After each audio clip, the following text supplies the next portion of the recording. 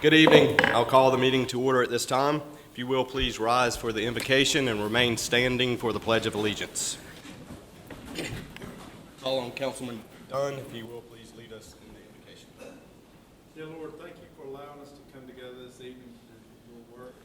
Thank you for the citizens that take the time out of their busy schedules to come here, participate in the community. And please bless each one of the citizens and each one of us as we make decisions for the betterment of the town. Amen. I pledge allegiance to the flag of the United States of America, and to the republic for which it stands, one nation, under God, indivisible, with liberty and justice for all.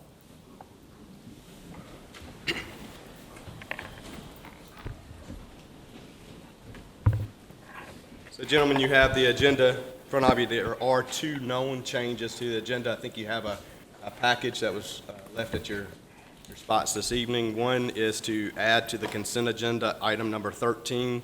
It's a promotion, consideration, and request for approval to promote the accounts payable technician to the payroll/accounting technician.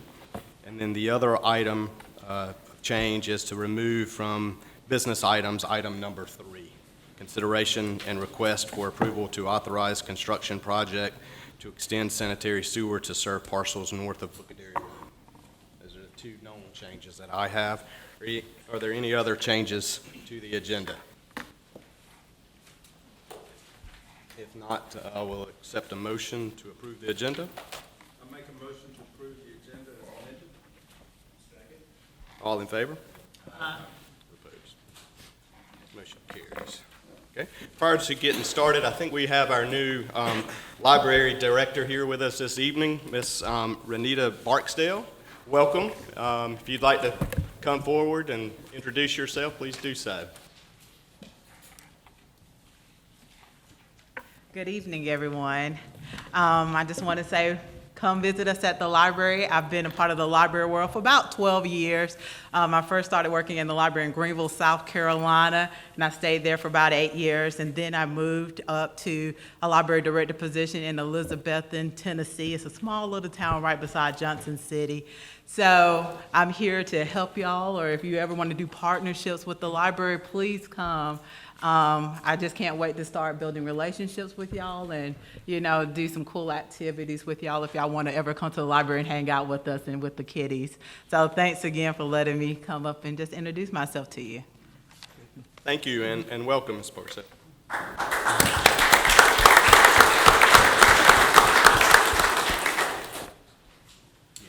Our first presentation this evening is the acceptance of the 2018 Area-Wide Optimization Award from the North Carolina Department of Environmental Quality Division of Water Resources. This time, Mr. Will Nicholson, is he here from the water plant? Yeah. If you will come forward to present this award.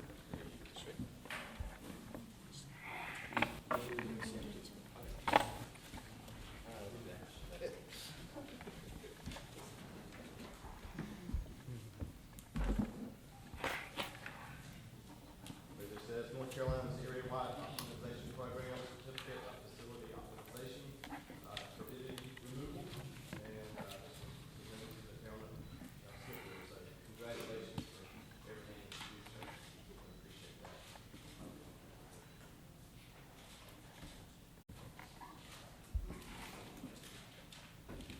Nice job.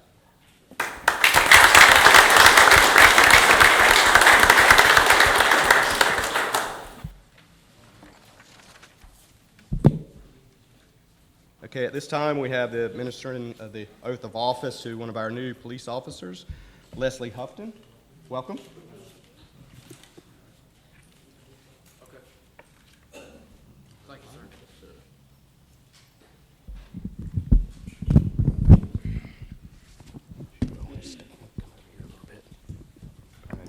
If you will please raise your hand and repeat after me. I, Leslie Gardner Houghton, the undersigned, do solemnly swear or affirm that I will support the Constitution of the United States, that I will faithfully and bear true allegiance to the state of North Carolina, to the state of North Carolina, and to the constitutional powers and to the constitutional powers and authorities and authorities which are which are or may be established or may be established for the government thereof, for the government thereof, that I will endeavor to support, that I will endeavor to support, maintain, and defend maintain, and defend the Constitution of said state, the Constitution of said state, not inconsistent with not inconsistent with the Constitution of the United States, the Constitution of the United States, that I will be alert that I will be alert and vigilant and vigilant to enforce the criminal laws to enforce the criminal law of this state, of this state, that I will not that I will not be influenced be influenced in any manner in any manner on account of personal bias on account of personal bias or prejudice, or prejudice, and that I will faithfully and that I will faithfully and impartially and impartially execute the duties of my office execute the duties of my office as a law enforcement officer as a law enforcement officer according to the best of my skill, according to the best of my skill, abilities, abilities, and judgment. and judgment, So help me God. so help me God. Congratulations and Godspeed. Congratulations.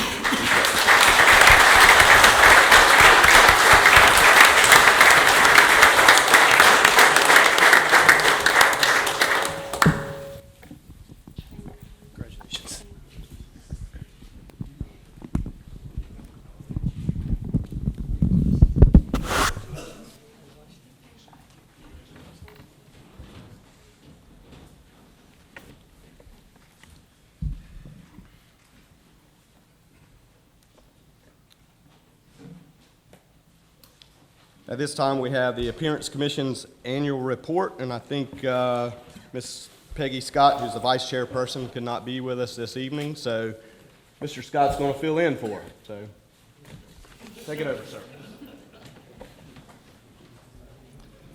Thank you, Mr. Mayor.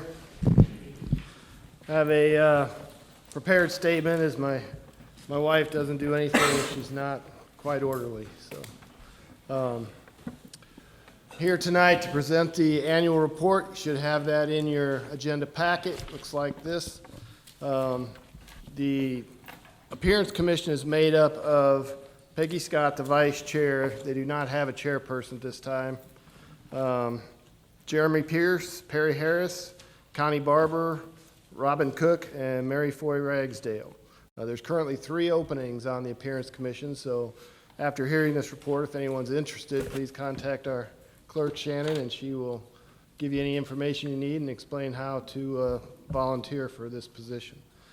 Their biggest issue that they work with is the Donate a Tree program, where they seek donations for trees. This year, they had 8 trees, which total 163 trees since the start in 2010. Due to the rising costs, they had to change their donation amount to $100. They'll now be able to plant different kinds of trees as opposed to just crepe myrtle trees. The new brochures, which look like these, are printed and they have been distributed out. Completed projects for this year include the 8 planted trees at the dog park and all the landscaping at all park signs. The community garden received mulch and dirt. Brandy and her crew are doing a great job with the gardens and thriving even in this hot, dry summer. If you have a chance to stop by the 5th Street Gardens, you'll see it's a significant contribution to the town. Renovations are finishing up for Front Street and Johnson Street with stamped concrete, dead tree stump removals, and this fall they're waiting for the cooler weather. They'll plant 17 additional new trees. Hopefully they're trying to make this corridor more inviting for visitors and events into the downtown area. Coming this fall, they're anticipating a $15,000 grant from Travel and Tourism.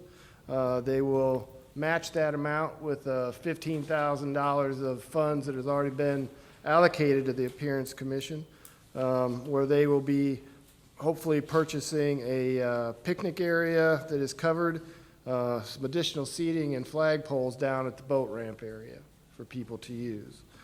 The wayfinding signs are also being installed today.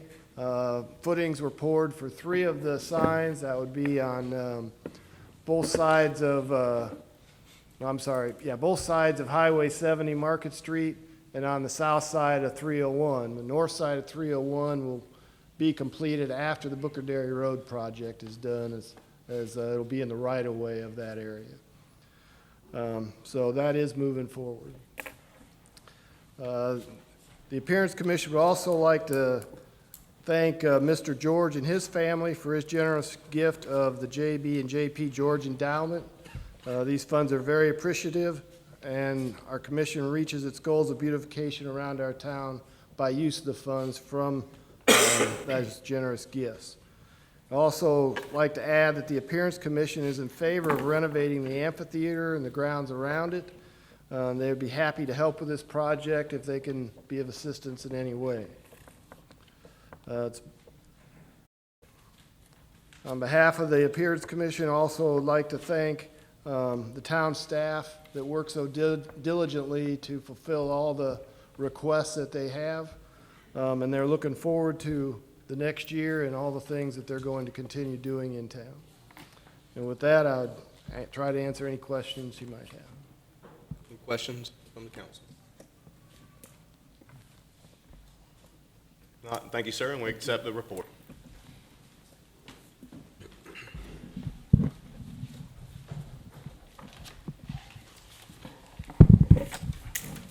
Okay, we'll move on to our public hearings.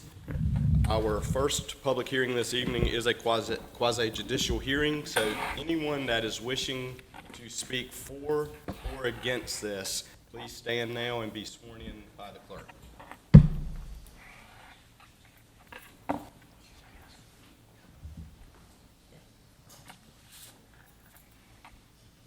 Please raise your right hand. Do you solemnly affirm to tell the truth, the whole truth, and nothing but the truth, so help you God? Yes.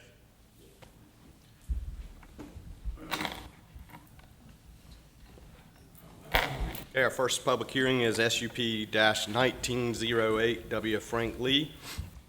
The applicant is requesting a special use permit to allow for a greenhouse for plant cultivation on property located within a B3 zoning district. The property considered for approval is located on the east side of the intersection with South Brightleaf Boulevard and Holden Street. The property is further identified as Johnston County Tax ID 15060025. At this time, I will entertain a motion to open the public hearing. Mayor, I move we open the public hearing. Second. Motion and a second. All in favor? Aye. Motion carries. Mr. Wiseman, I turn it over to you, sir. Mr. Mayor and Council. The subject property is described by the mayor, is here on the graphic. As you can see, it's a large warehouse building with a small restaurant between it and 301. It's across the street from Civitan Field. There is residential properties to the north and some industrial properties to the south.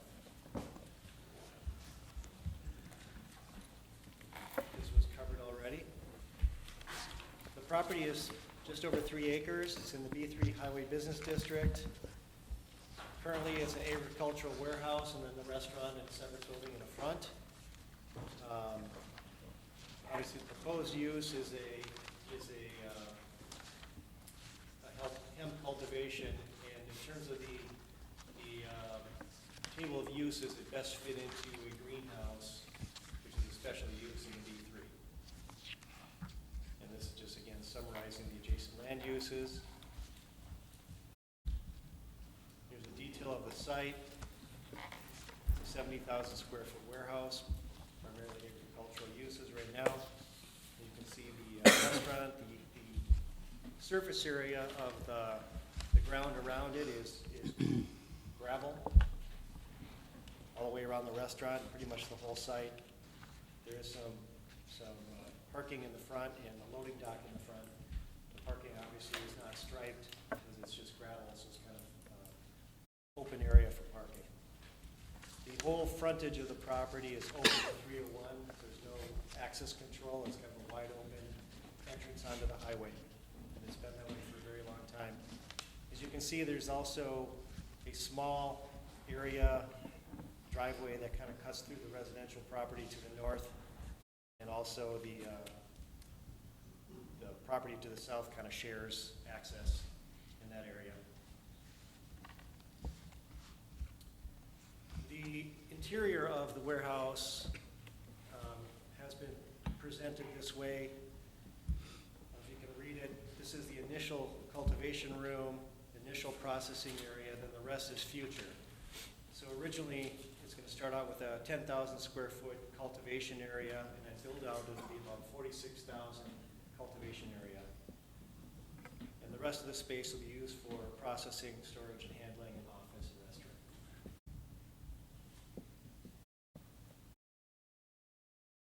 The restaurant in front is about it's about a little over 2,000 square feet. It's called Las Brasas.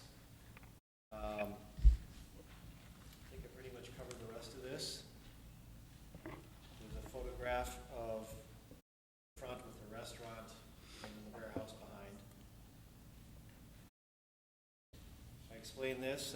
So in our land use table, the table of uses, the use that best fit the hemp cultivation is greenhouse. So that is why it appeared on the public hearing as greenhouse. Hemp cultivation is the same as growing, curing, and handling. The 46,903 square foot cultivation room ultimately hold about 250 to 400 hemp plants in a conditioned space, so it's air-conditioned space that is light and climate controlled. So it's a very detailed operation. The warehouse will have space for curing, handling, and storage. As I said earlier, 10,000 square foot to begin with about almost 6,000 for curing, and the rest will just be current agricultural uses.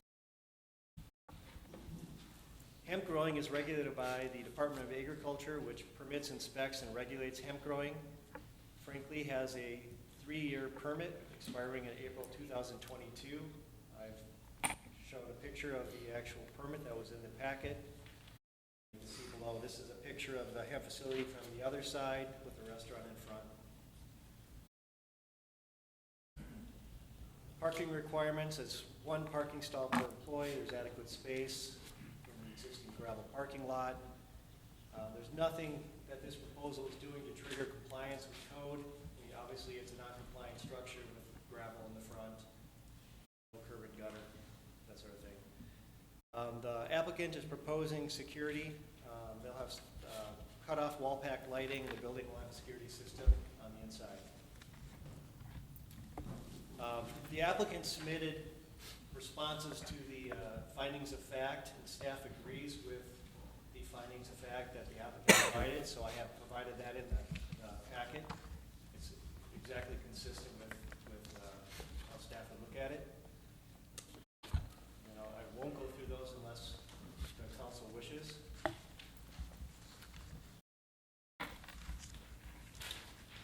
So with that, the planning department recommendation is to approve the hemp facility with the following conditions: that the use of the property be limited to the uses identified on the special use permit application and site plans, and that the applicant maintain the current license with the NC Department of Agriculture for the hemp facility. So with that, staff is requesting the council to review the application and make a decision whether approve with conditions, or deny based on the findings of fact. With that, do you have any questions? Question for Stephen at this time? So Stephen, what happens after the 3 years? It said the permit expires in April 2022. So what happens then? If the permit's not renewed, he'd be in violation of his special use permit, would have to cease operations.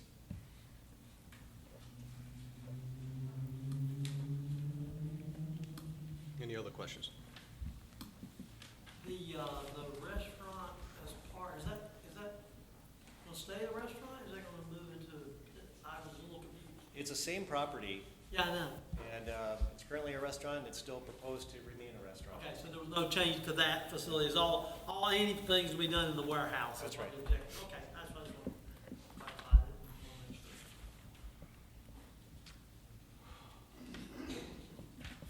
Any other questions at this time? Okay.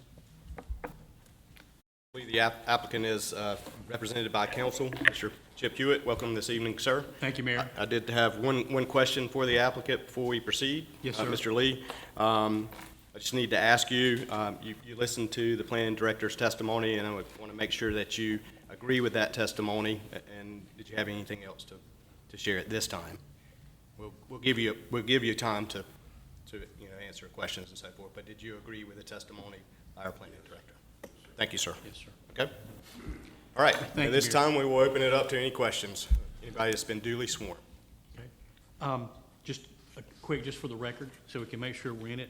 And on page, on the staff report, page 6, you did testify the staff's in agreement with the findings of fact, and specifically, that is the 8 findings of fact, which is required under the ordinance. So there's no question, the 49.3.51 through all the way to 5.8, those are the findings of fact that we're talking with. Correct. All right. Now, prior to tonight's hearing, the applicant, and this is, I think, contained in the record, is pages 15 through 20. There was a statement of justification that was provided. Did you have the opportunity to review that in your analysis regarding the planning board approval, the staff approval? Have you seen that? I didn't understand what you're asking. Yeah, I want to make sure that it's in the record in terms of the statement of justification for the special use permit. Oh, that was provided by the applicant? Yes. Okay. Yeah. All right, and then from there, the findings of fact, I think, which you have maintained before council, that you would agree with pages 18 through 20, the applicant provided details for each findings of fact. That's correct. All right, from that, did you find any issue or any concern as to any of the 8 findings of fact that the applicant needs to address now? No, I was satisfied with the responses provided. All right, thank you. And I believe as part of the process, adjoining property owners are notified. Do you know from the staff level, has any of the adjoining property owners contacted the town in opposition or against speaking for this special use permit? I can't speak for the entire town, but nobody's contacted the planning office with any opposition. All right. What I'd like to do, Mayor, if I may, just supplement the record, if I could approach briefly. Sure. I'll provide this to Mr. Spence. Mr. Mayor, I would ask for that to be supplemented in the record. That is merely an Exhibit 3, which is a deed dated August 24th of 95. That is where Mr. Lee initially bought the property. So I would say to the council that since 95, it was purchased from Wallace Warehouse, so the history is a warehouse. And since that time forward, Mr. Lee has owned and controlled it. But I didn't want there to be any confusion. The actual applicant's TEMA LLC, which is a company LLC owned by Mr. Lee. But I'd ask that that be added to the record, if I may, Mr. Mayor. Madam Clerk, will you add that? And that would be number 3. Exhibit- We've got Exhibit 1 and 2 3. coming. And Mayor, just for the record, to make sure, at least for the applicant side, that the application staff report, what is presented, be admitted on behalf of the applicant as well. And then we would rest as to this witness. Okay. Madam Clerk, you got that as well, that's great. Okay. Thank you, sir. Okay? Anyone else wishing to speak for or against this matter?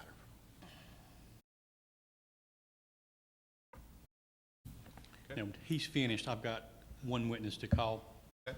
Your Honor. Any other questions for Stephen at this time? In the packet says that there's gonna be a few employees involved in operation. Do you know how many is a few? Can you, I didn't hear you. Few employees in the employees. operation. How many employees should it have? I believe it was 1 to begin with. 1 employee? 3? Yeah, sorry. And gentlemen, I will ask and just remind you that this is a quasi judicial hearing, and so I will ask you if you do have any comments and so forth, to please speak clearly into your microphone. Sometimes forget that, so thank you. It makes it easier on the clerk. Anything else? Thank you, Stephen. We may call you back up. Thank you very much. Mr. Hewitt? Proceed. Yes, sir. Your Honor. Mr. Mayor, Mayor, we'll call Mr. Joshua Mays.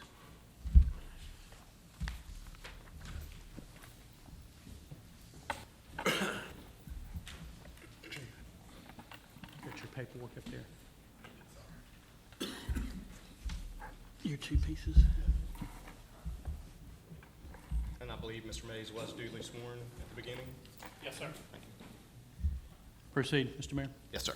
Mr. Mays, please state your full name for the record. Joshua Brady Mays. And sir, where do you live? I live in Eagle Springs, North Carolina, so Moore County. All right, and prior to tonight's special use permit, have you provided me a copy of your resume? I have. And have we marked the resume as Exhibit 1? We have. And is that in front of you? It is. All right, just briefly for the benefit of the council, is this an accurate resume as to who you are and what you are? Yes, sir, it is. All right, briefly, in terms of what you are prepared to testify tonight, you maintain to be an expert, Yes, sir. and that is an expert in what? Hemp production and agricultural production in North Carolina as a whole. Now, would you say that your degrees from state that you have got there on your resume would qualify for that, or is there also some work experience? There's both, but yes, I would say my education qualifies me as well. All right. Is there anything you need to add or supplement to this resume tonight? The only thing that I would speak to is that a lot of the material that I will produce tonight has been given to the Senate Ag Committee and the House Ag Committee for North Carolina legislature. Or you said given to, but in fact, you actually appeared there and you testified. Yes, sir, along with another employee of, or a coworker of mine, but yes.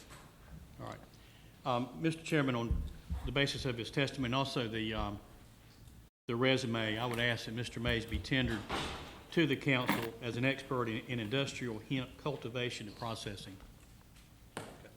There's no objection. No objection. No objection.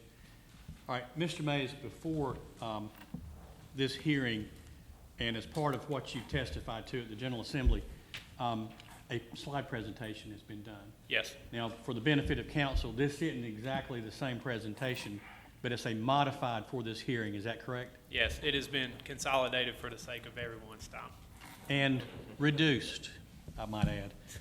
If you would go ahead, present this to the council Sure. and proceed. All right, thank you. And I will be fairly brief, but there's generally a lot of questions on this topic, so I encourage you, any questions you may have when I get done, feel free to ask me those. And again, I am Josh Mays, and kind of you have my background in front of you, but essentially, I started my career in agriculture working for NC State on a crops research station, moved from that to the North Carolina Department of Agriculture, where I served as a regional agronomist in the Sandhills region of the state, covered a 7-county area, and have a long standing of serving farmers and the agricultural industry as a state employee and now a private employee in the state of North Carolina.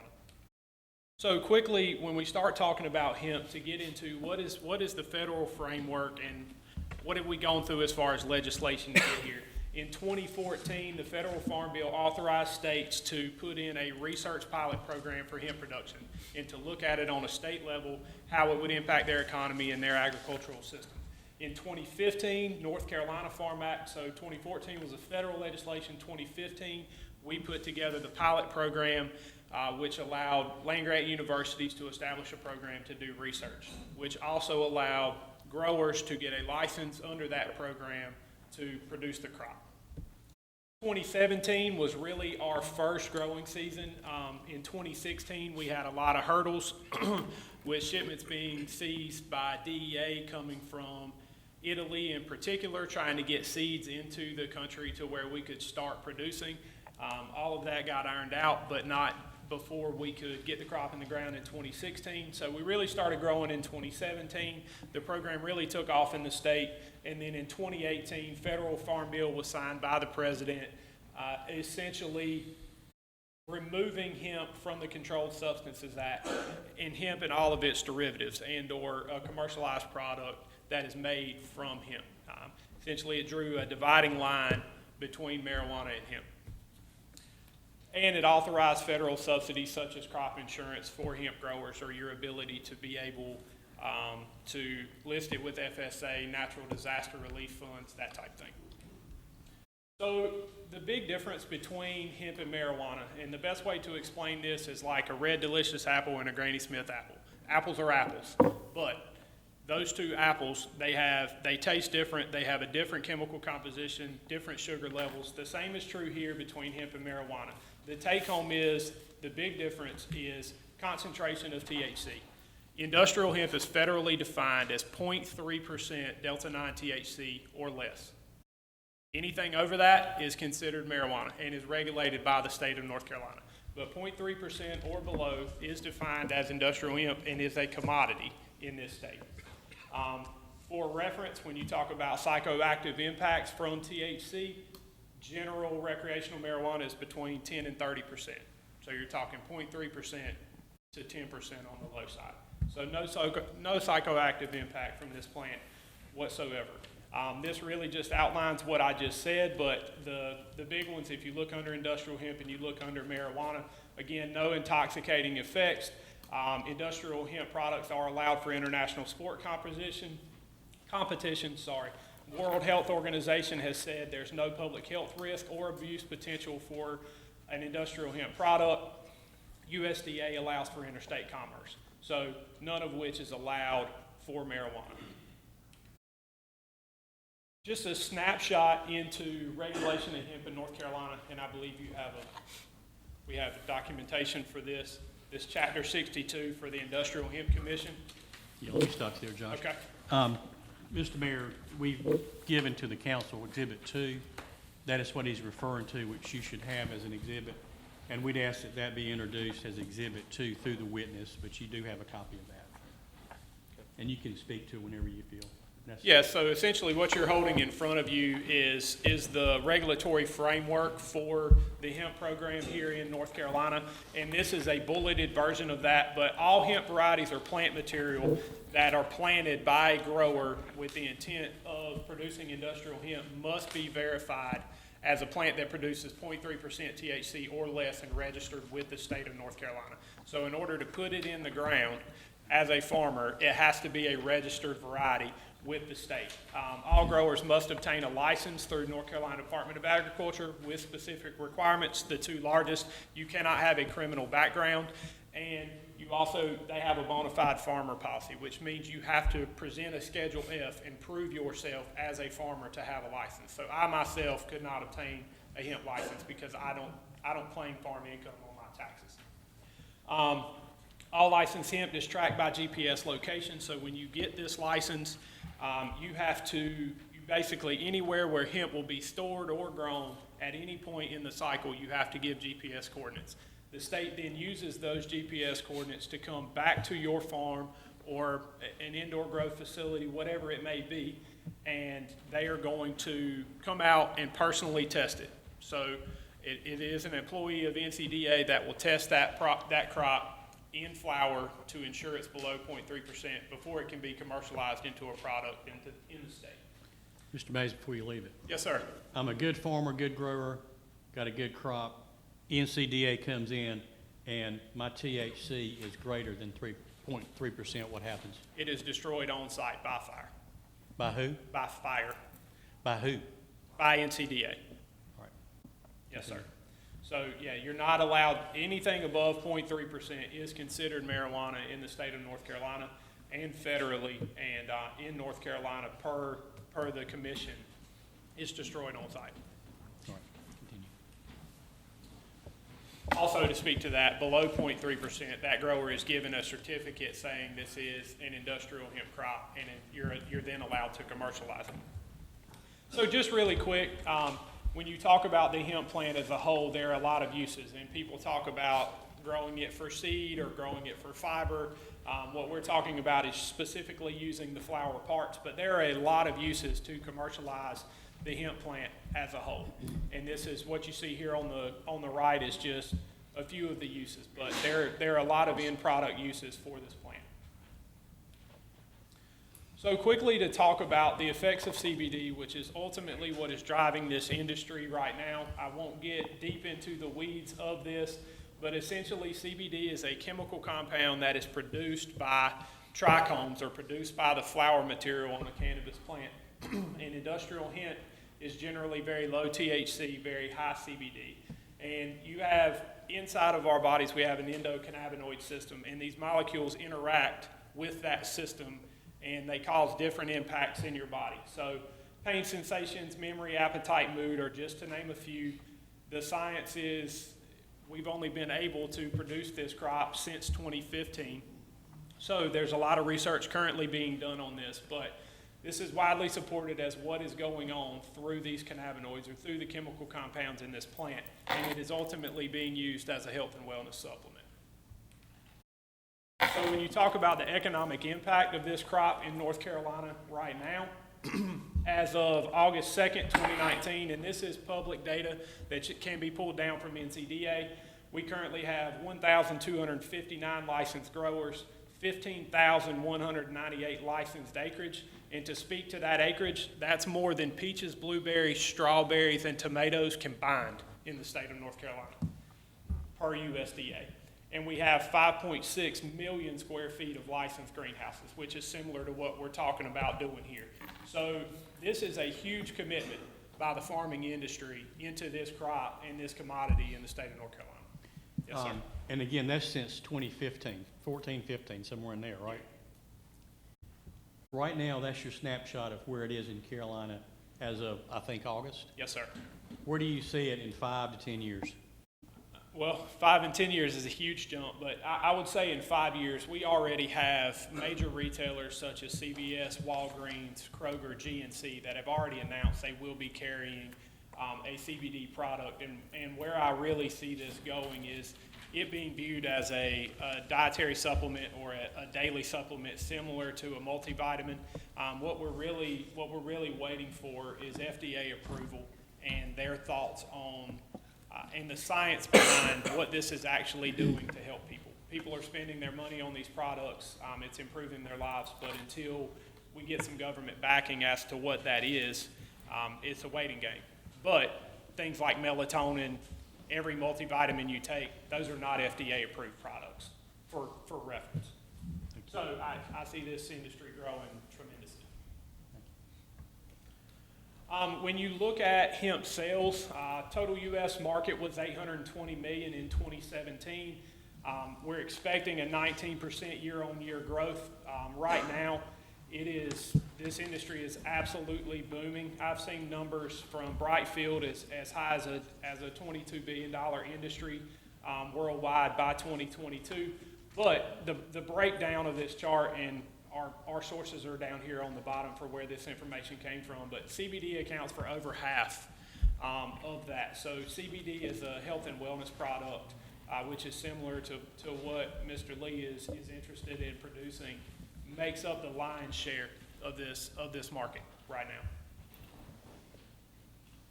And that is ultimately it for me, but I am happy to answer any questions anyone may have. Why don't you grow it outside? Sir? Why don't you grow it outside? You can grow it outside, but the problem is, I'm sure Smithfield is a very vibrant agricultural town. Hurricane Florence, that's why.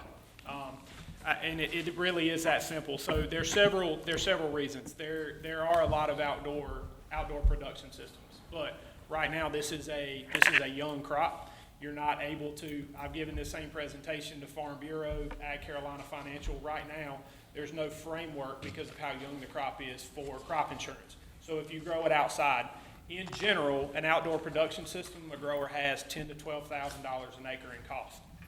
That's a lot of wishing and hoping that it doesn't hail, that you don't get a hurricane, and they're doing it, don't get me wrong. But an indoor facility gives you a lot of control. And in general, you can get a higher quality product because you control all growth parameters in an indoor system. And you did say, I'm sorry about that, you mentioned that the acreage, it was like, how many acres already grown? Over 15,000 in North Carolina. 15,000 licensed in currently. North Carolina. And I'm sure there's not, well, I say I'm sure not, I guess I should ask a question. As far as the data from a crop standpoint is, I'm curious, I'm just asking the question, Councilman.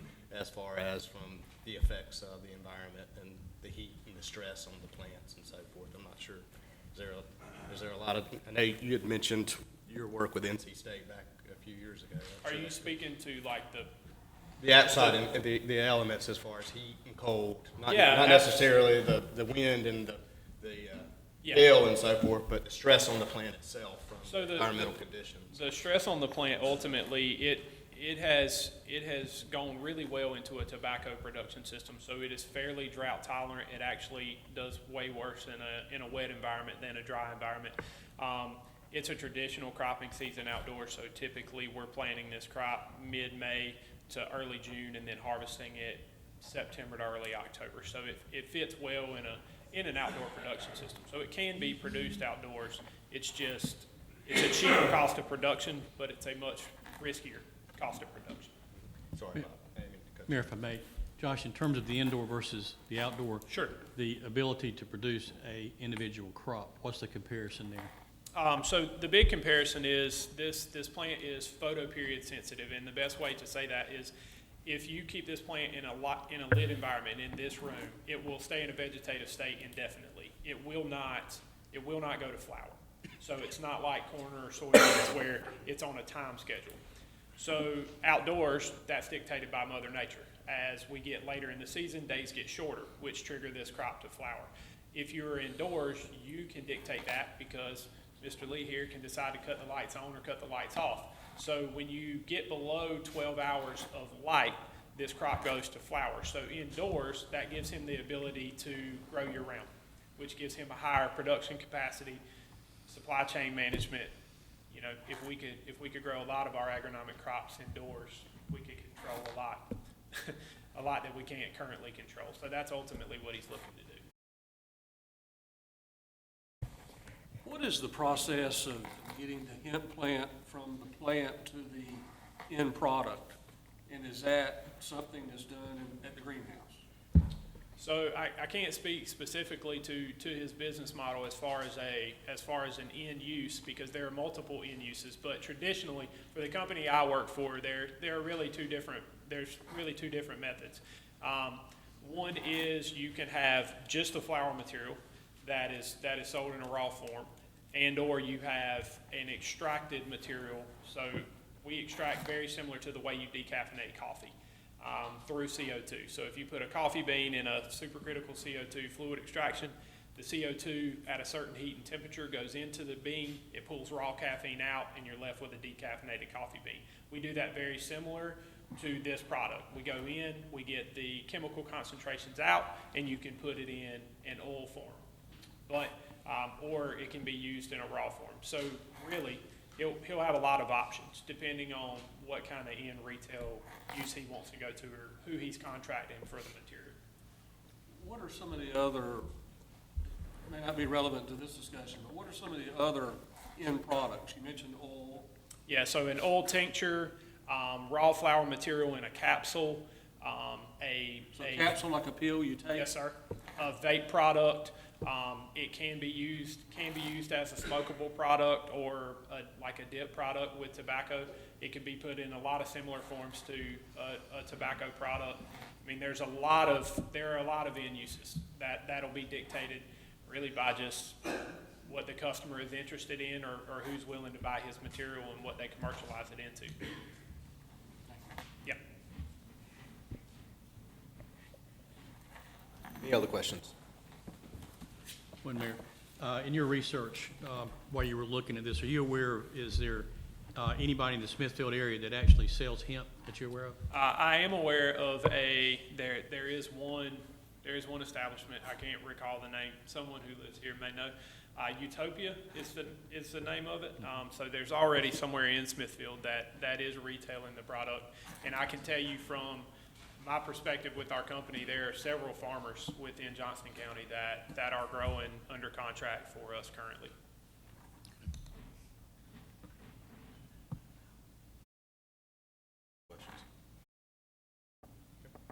No further questions from the witness. Thank you so Mr. much for Mayor. your time. Thank you. Thank you.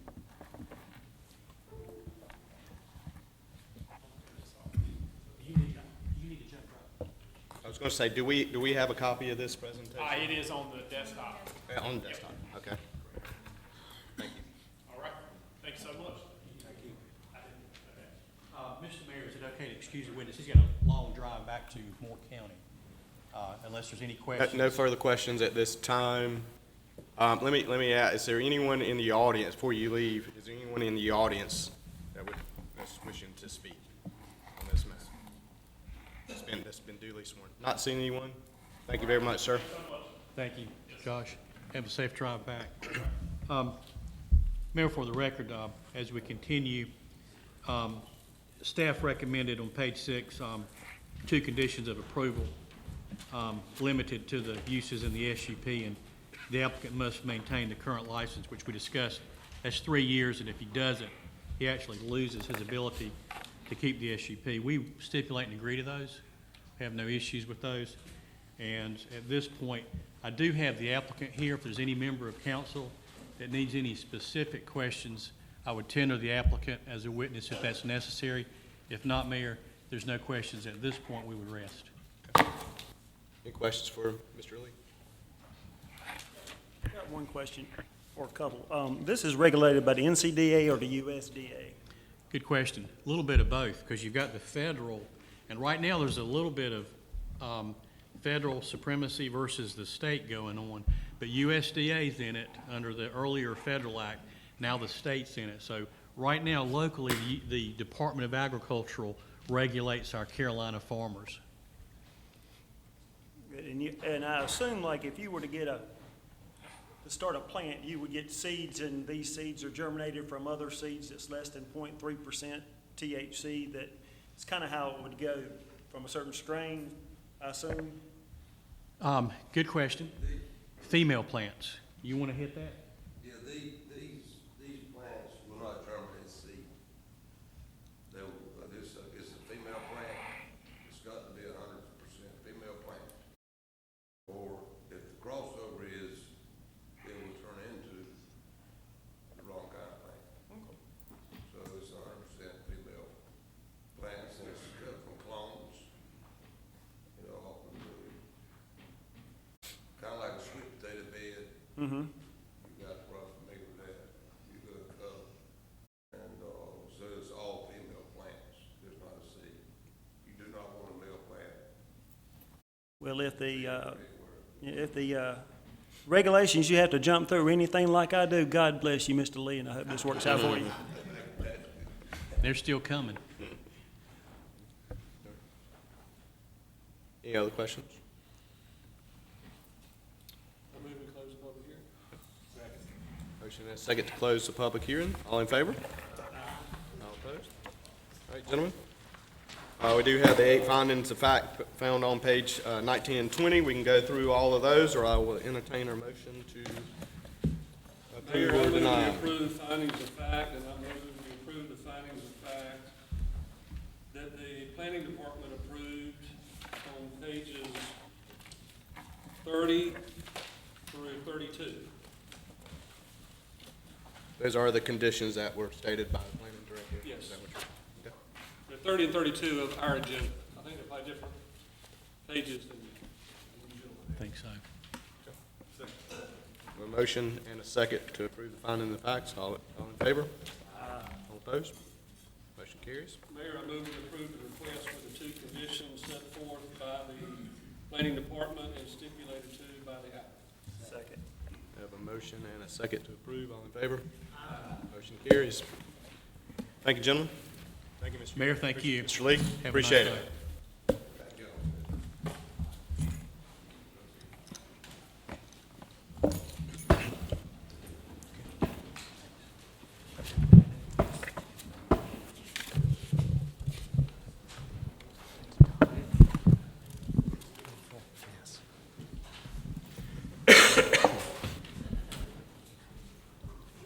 This time we'll move on to our next public hearing.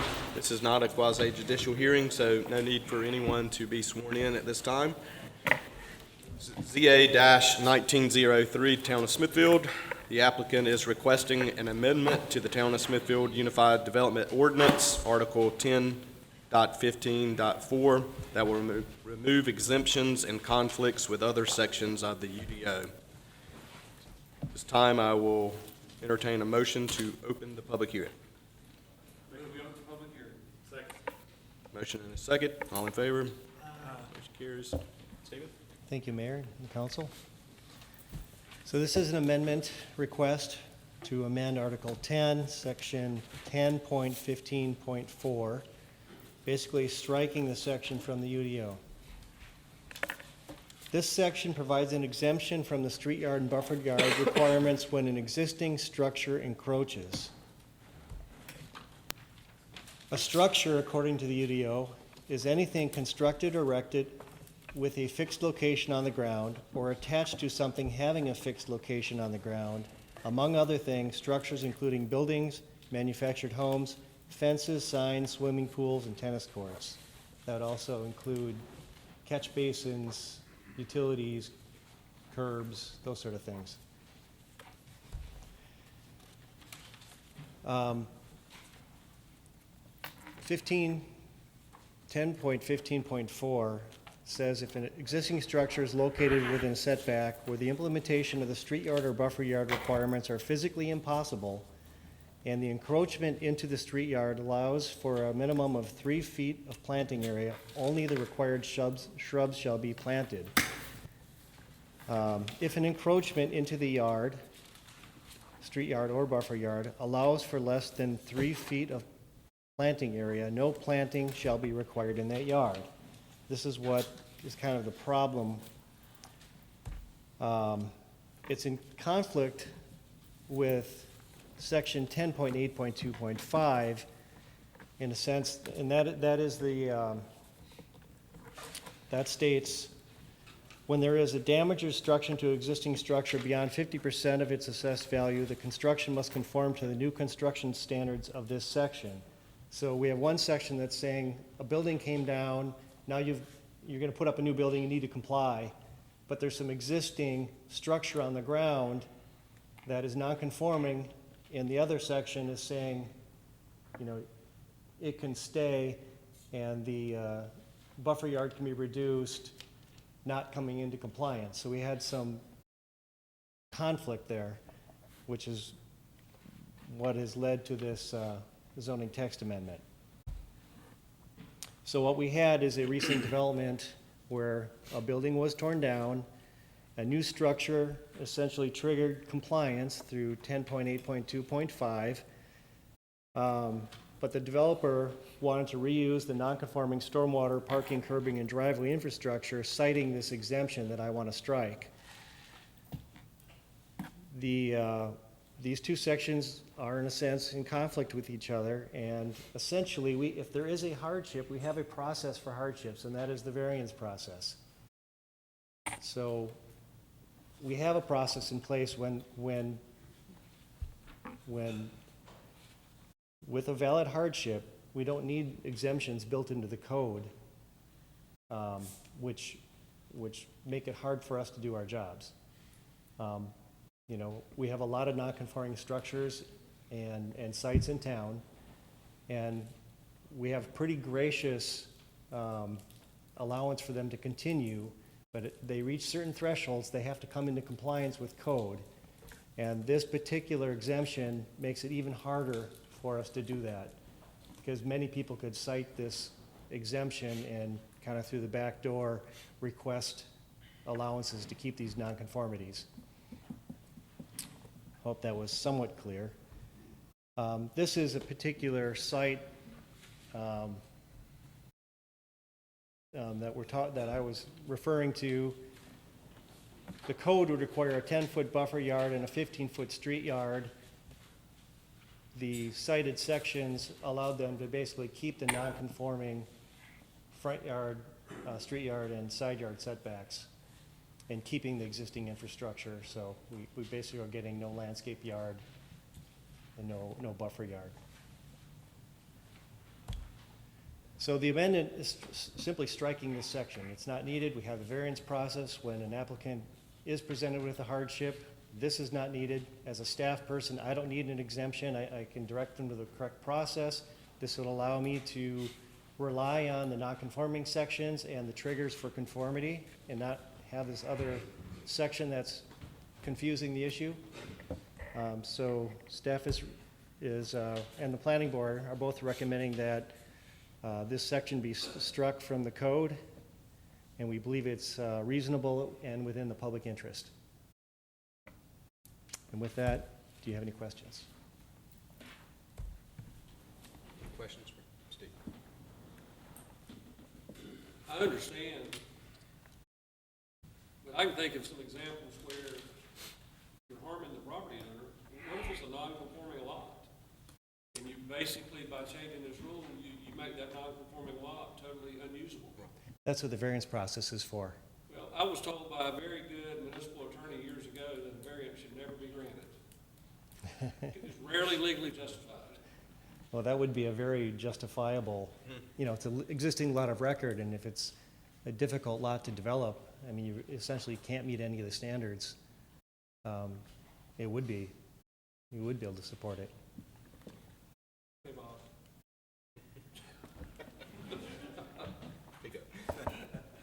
Well, this is mostly about bad landscaping, right?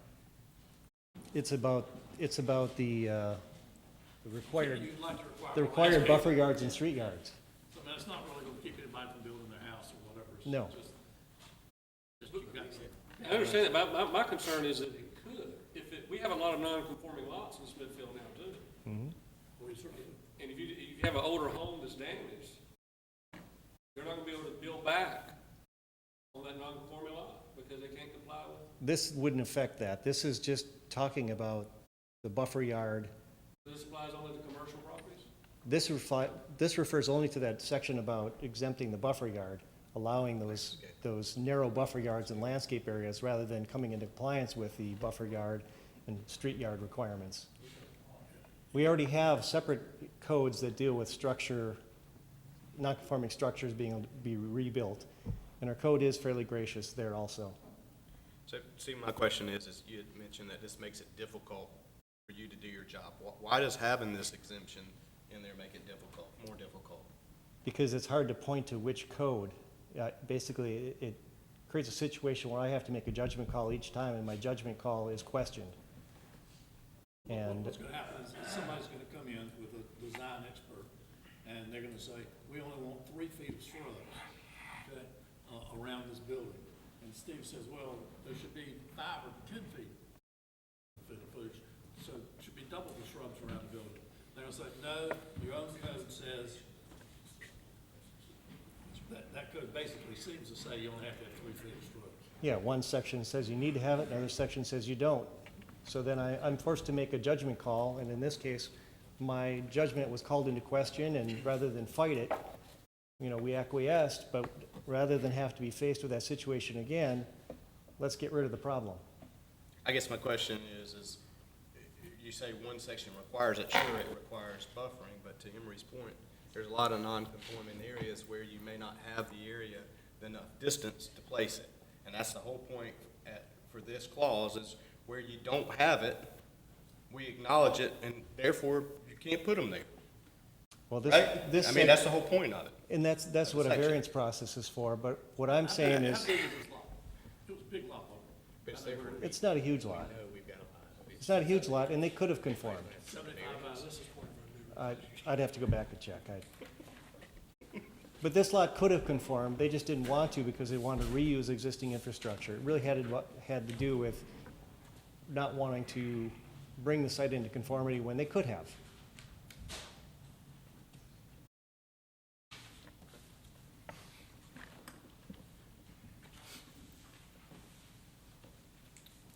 Bob, do you have an opinion on this change?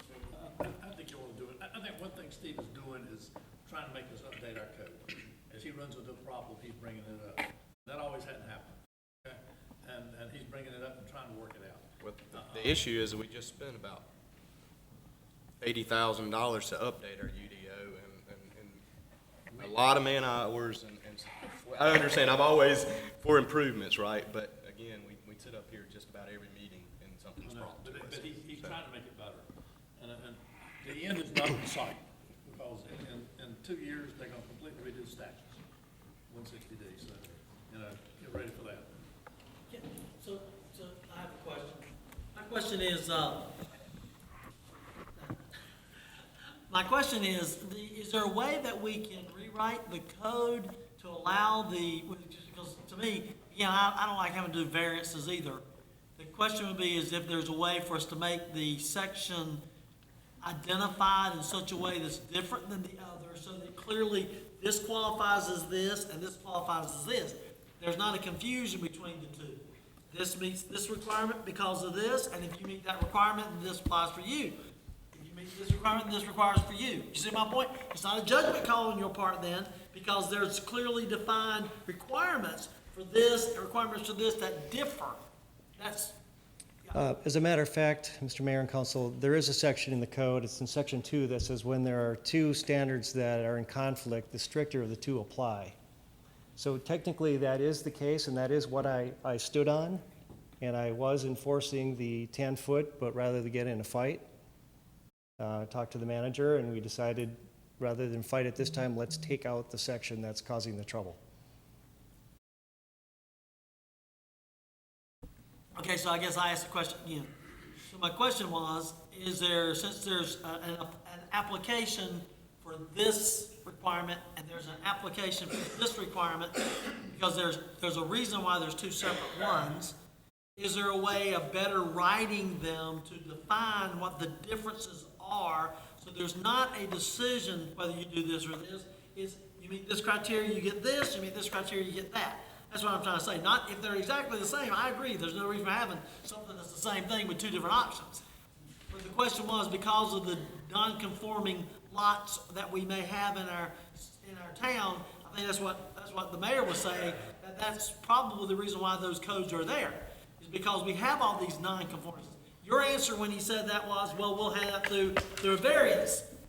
So the question was, maybe it was done to prevent variances so that we can define it. So my question was, is there a way that we can rewrite the UDO code so that we can clearly define what the characteristics for this would be versus the characteristics for this would be? Then you don't have to make a decision. If you meet this criteria, you get this one. If you meet this criteria, this one, and there's no debate. That's my question. Can that be done? It may be possible.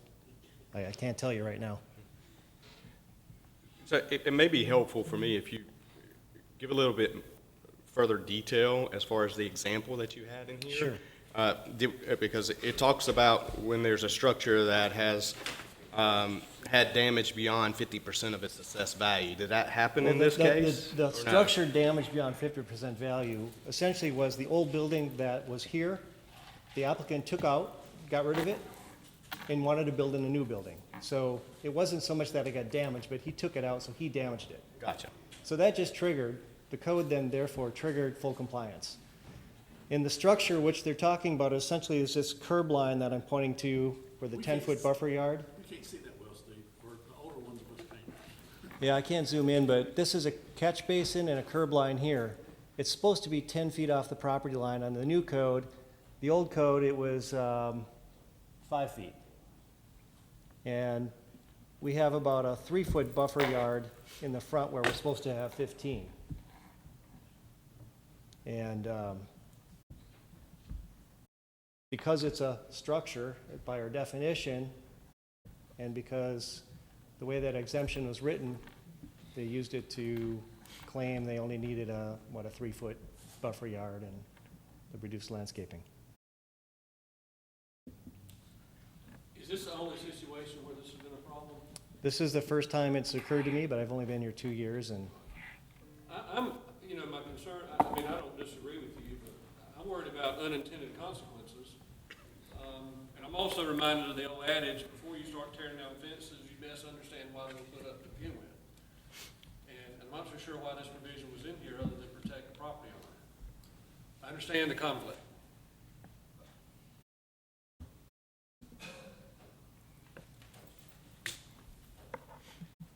I can tell you, Mr. Mayor and Council, given there were two competing clauses, I mean, based on the section Article 2, the code says I have the right to enforce a stricter standard, especially since they could comply with the stricter standard. I think if they couldn't comply, I could direct them to a variance process, or I could have relied on that exemption and said, okay, well, let's go to 3 feet. But I think either way, I would think a Board of Adjustments would find the hardship reasonable if you had a lot that just couldn't meet the standards. Everybody wants to see the lots develop. We want to have a developed city. So I think, common sense, I think, really tells us why this was placed in here. And it sounds like in your particular case, maybe the property owner kind of used it a little to their advantage, when really that's probably not the intent of this section. I agree. To me, the intent of this section is when the property was actually damaged by fire, by storm, or anything else, and there was destruction, right? And just me thinking, I wouldn't think that the council would want to put an undue burden on a property owner when their property was damaged, to have to then go back to the old code from a setback standpoint with so many small lots, unconforming and so forth. Sounds like that was not the case here. Sounds like the property owner tore the building down themselves. Is that correct? That's Is that what correct. you said? Yeah, so to me, I mean, you could probably just rewrite this section to add a little stronger language to use forces of nature and so forth as it impacts the property. but- Or perhaps if the greater standard cannot be met, Right, something to that effect. yeah. But, I mean, just a suggestion, I don't know. I mean, I have to me, that's the reason why this was placed in there, was for that exact reason. So that they would not have to go through the variance process when we know that we were implementing a new standard that required different setbacks, and a building that had been there for 30 years, 50 years or whatever, and the lot may not be big enough in some cases. I understand in this particular case it is, but there's probably a lot around this town where it's not, and people would be going and seeking those variances, and so just my 2 cents worth. Just to be clear on this, let's just, I'm gonna give you an example. Just suppose that the food line in South Smithfield was within that 15-foot barrier from the street, and the building was damaged and they had to replace it, or they just decided to rebuild it. They would then in turn have to cut off 12 foot of their parking lot, re-pour all the curb and gutter along 301 being conforming, correct? If it was damaged beyond 50%, Yes, let's say it was Yeah. damaged by fire, or they just decided to tear it down and start over, remodel. well, Either way, if either case was true, they would have to come into conformity under the Not- code. this is a new use, so that is part of the difference. The food line, the building would just go down and come back up. I don't think there's any reason why you would force. Well, I'm saying if the curb and gutter were too close to 301, because say it was built 50 years ago, Okay, then they would then have to cut off part of the parking lot. That's correct. Pour all the curb and gutter. yeah, that's the same situation here. Okay, I just want to be clear, that's a lot of expense for somebody that's trying to either open a new business in town, or, I understand the reason for it, I'm just saying, Well- it could potentially cause a lot Yeah. of extra costs for somebody. Yeah, Mr. Mayor and Council, I guess that kind of questions the goal is, as buildings, the goal that I've always understood is towns age. At some point, there needs to be triggers for rejuvenation, bringing things back up to code. And this is really one exemption that, in a sense, is going to hold us back from getting some of those street yards consistent across the town. Because you're right, we have lots of non-conforming buildings, lots of non-conforming situations. And some of them are going to remain for years and years and years, and it's very hard to get them into compliance. We have triggers that do trigger the need for compliance, and in this case, they've triggered one. And this is, the first example of us trying to bring a site into compliance because of something that they chose to do and could comply with, yet are choosing not to.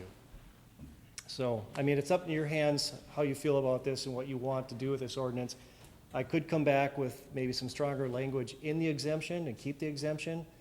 I guess I'd leave it up to the council's purview on how you want to approach this. Any other questions for Steve? This is a public hearing, so any other questions for Stephen at this time? If not, is there anyone in the audience wishing to speak on this matter? If you'll come forward, please, sir. You know the drill. You don't need to be sworn.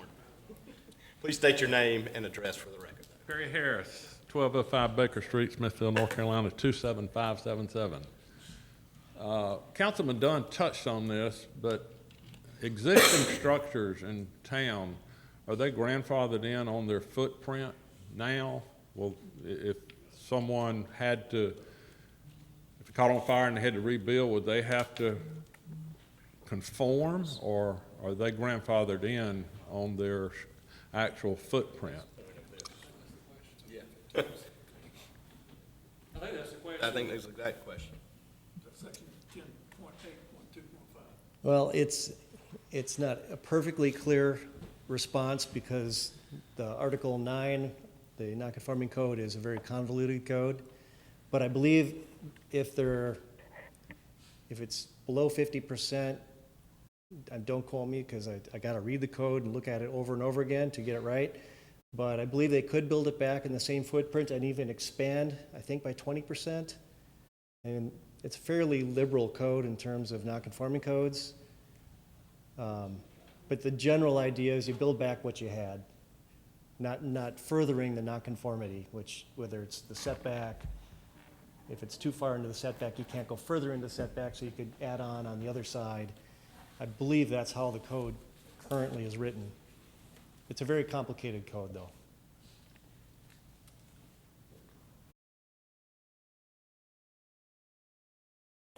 Not sure if that answered your question, Mr. Harris, but maybe that provided a little At detail. what point do the new standards trigger? Is that? There are about 4 points. One has to do with conditional use permits or special use permits. Another one has to do with if you expand your building by, I believe, 20%, you're triggering compliance. You expand the site by 10 parking stalls, you trigger compliance. There's a couple other ones similar.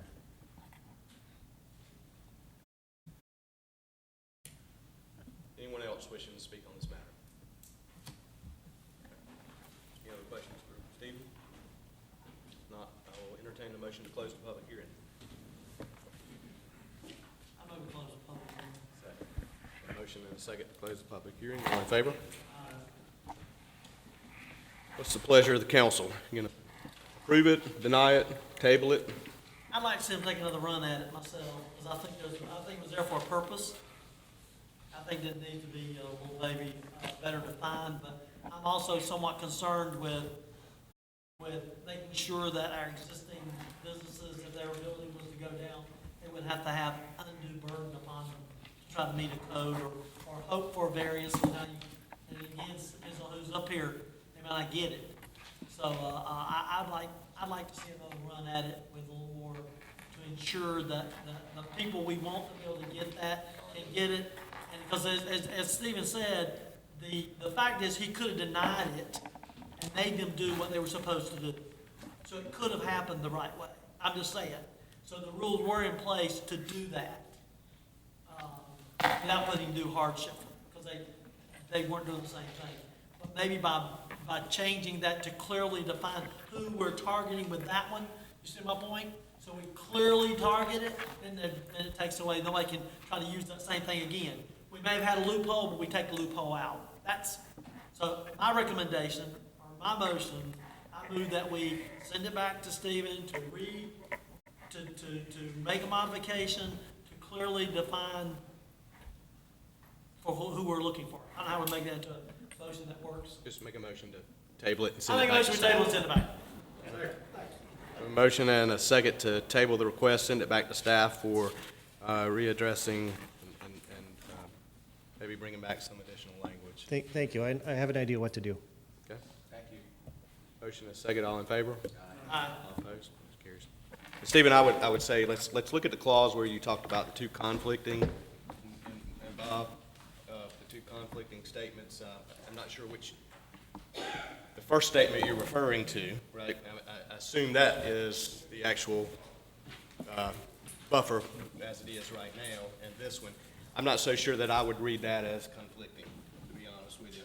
But let's look at it, let's talk with Bob and so forth. Just because we have one with new construction that was requiring a buffer of a certain width, and then we have a clause in here that states when a property has been damaged, I'm not so sure those are conflicting statements, right? And that, you understand what I'm saying?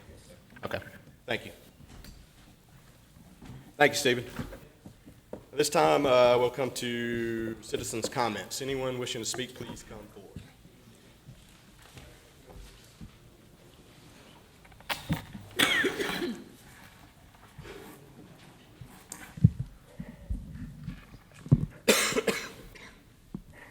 My name is Emma Gimmel, 207 Hancock Street, Smithfield, North Carolina. I don't know if this is appropriate, so you can tell me. I didn't know if the rate study had come back in or if it was still out. We do not have the results of the rate study. Thanks.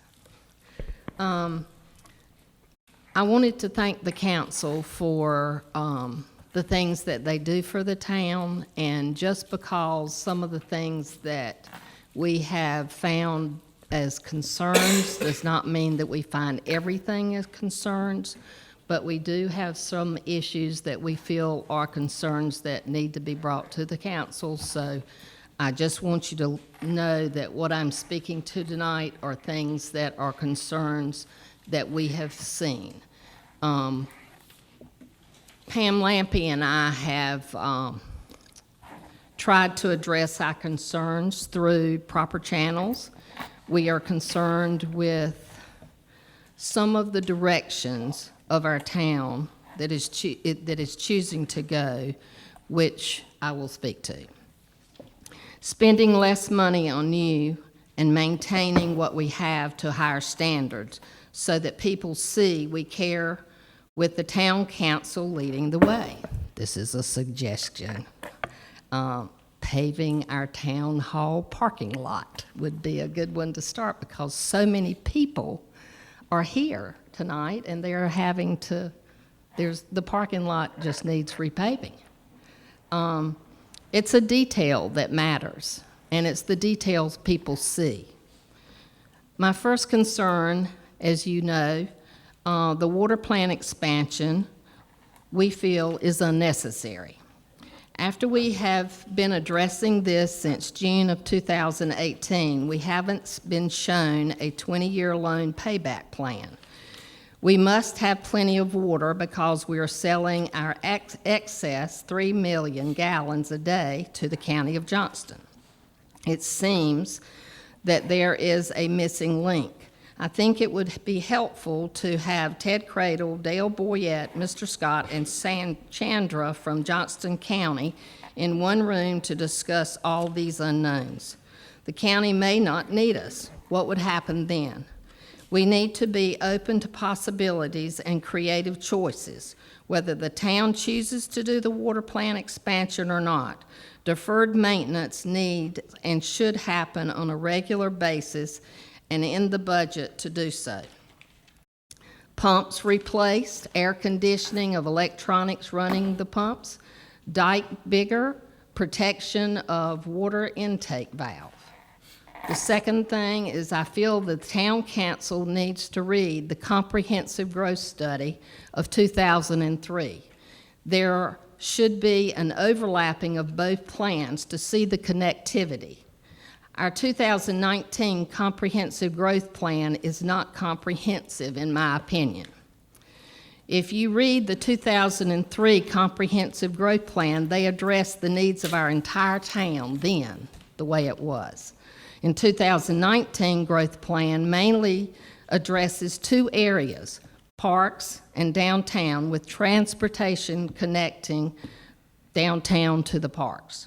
Parks and downtowns in the 2003 growth plans are just two parts or pieces of our overall assessment. Within the plan, you know where to go to find things.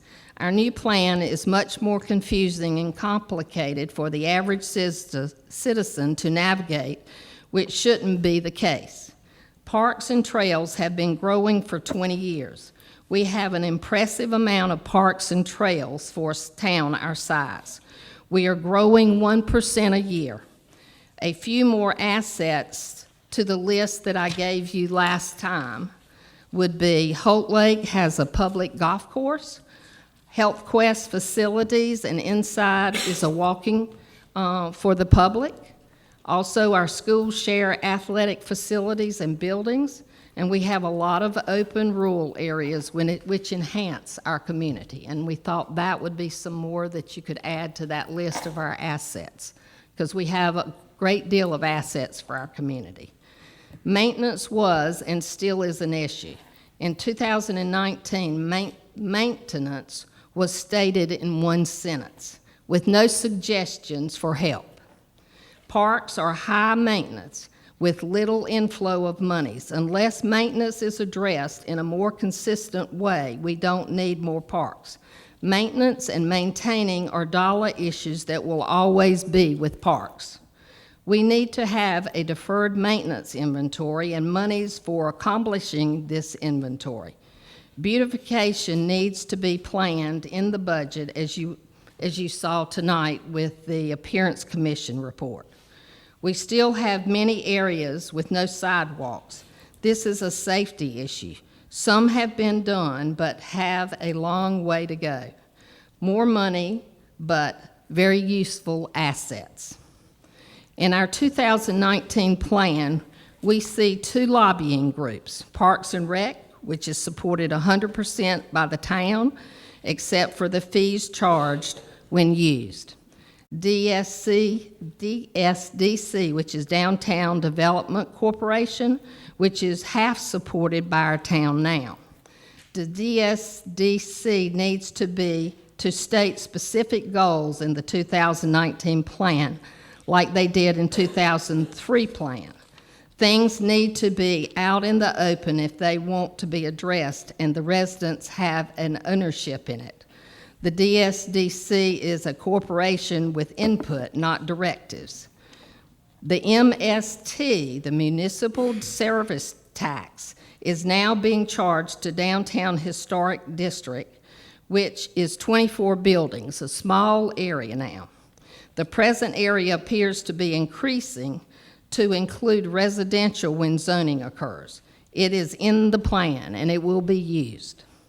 There is a reason for our concern because we think DSDC wants to increase its tax base to include us to pay for projects and salaries in downtown area. We increase their tax base. Why is our plan 2019 vague about goals in explaining the expansion of downtown area? We've asked for an overlay and they say there is not one. Is there an agenda that we don't know about? These are two questions that need answering. We get justification, not answers. If we have or won't, if you have or won't, or you want us to have investments, why not use our input and give us protection from future encroachment? We deserve more than we are getting. We have only 3 plans since 1965. 1965, 2003, and 2019. Another question, why is DSDC trying to rush the town council when this 2019 plan is a document that will be used for many years to come and in many areas of our town government? This plan needs to be expanded to the needs of the whole town, not 2 entities in Smithfield. They are creating, it seems, a new district which includes our North Smithfield area to be possibly taxed. We don't need a 5th district or another tax now or later. 4 districts work well. I hope you read the 2003 plan, and when reading the 2019 plan, see how much of our other areas are left out, not comprehensive. How much better it would be if we were inclusive in all areas. Thanks for your time. Thank you, Ms. Carter. Anyone else wishing to speak?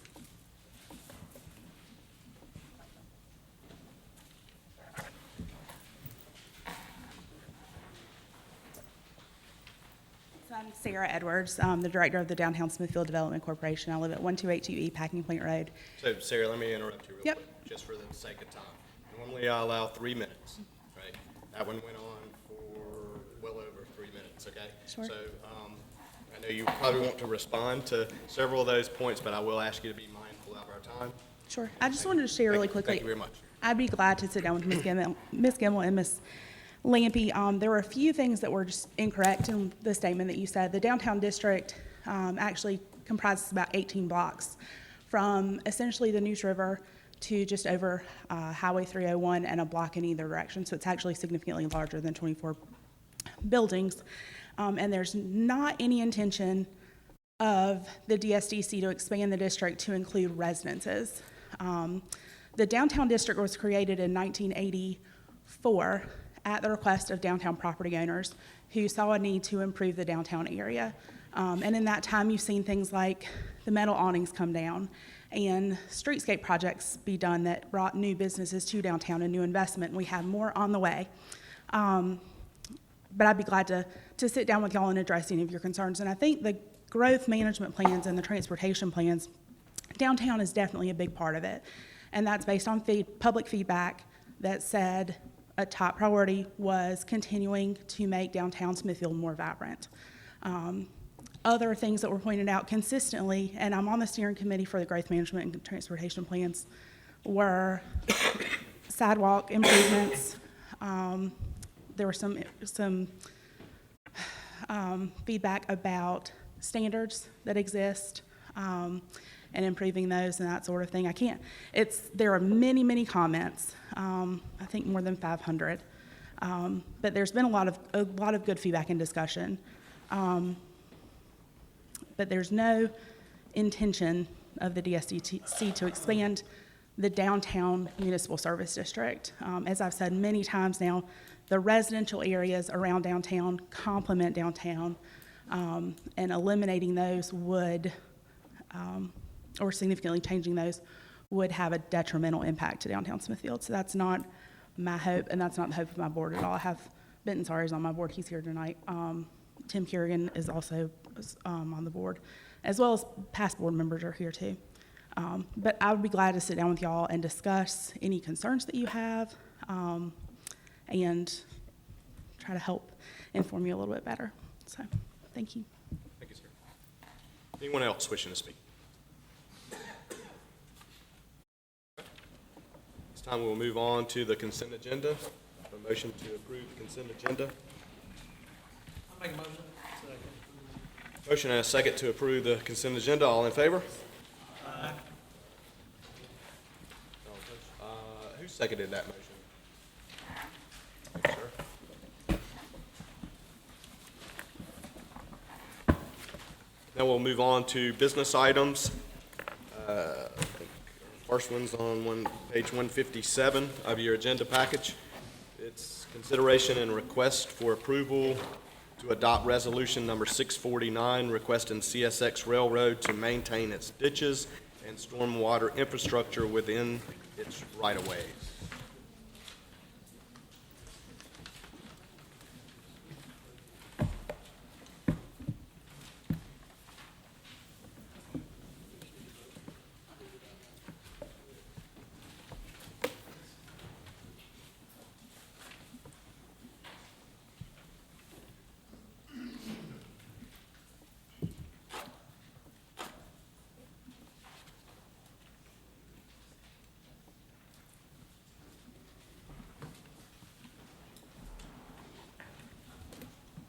Mayor and council.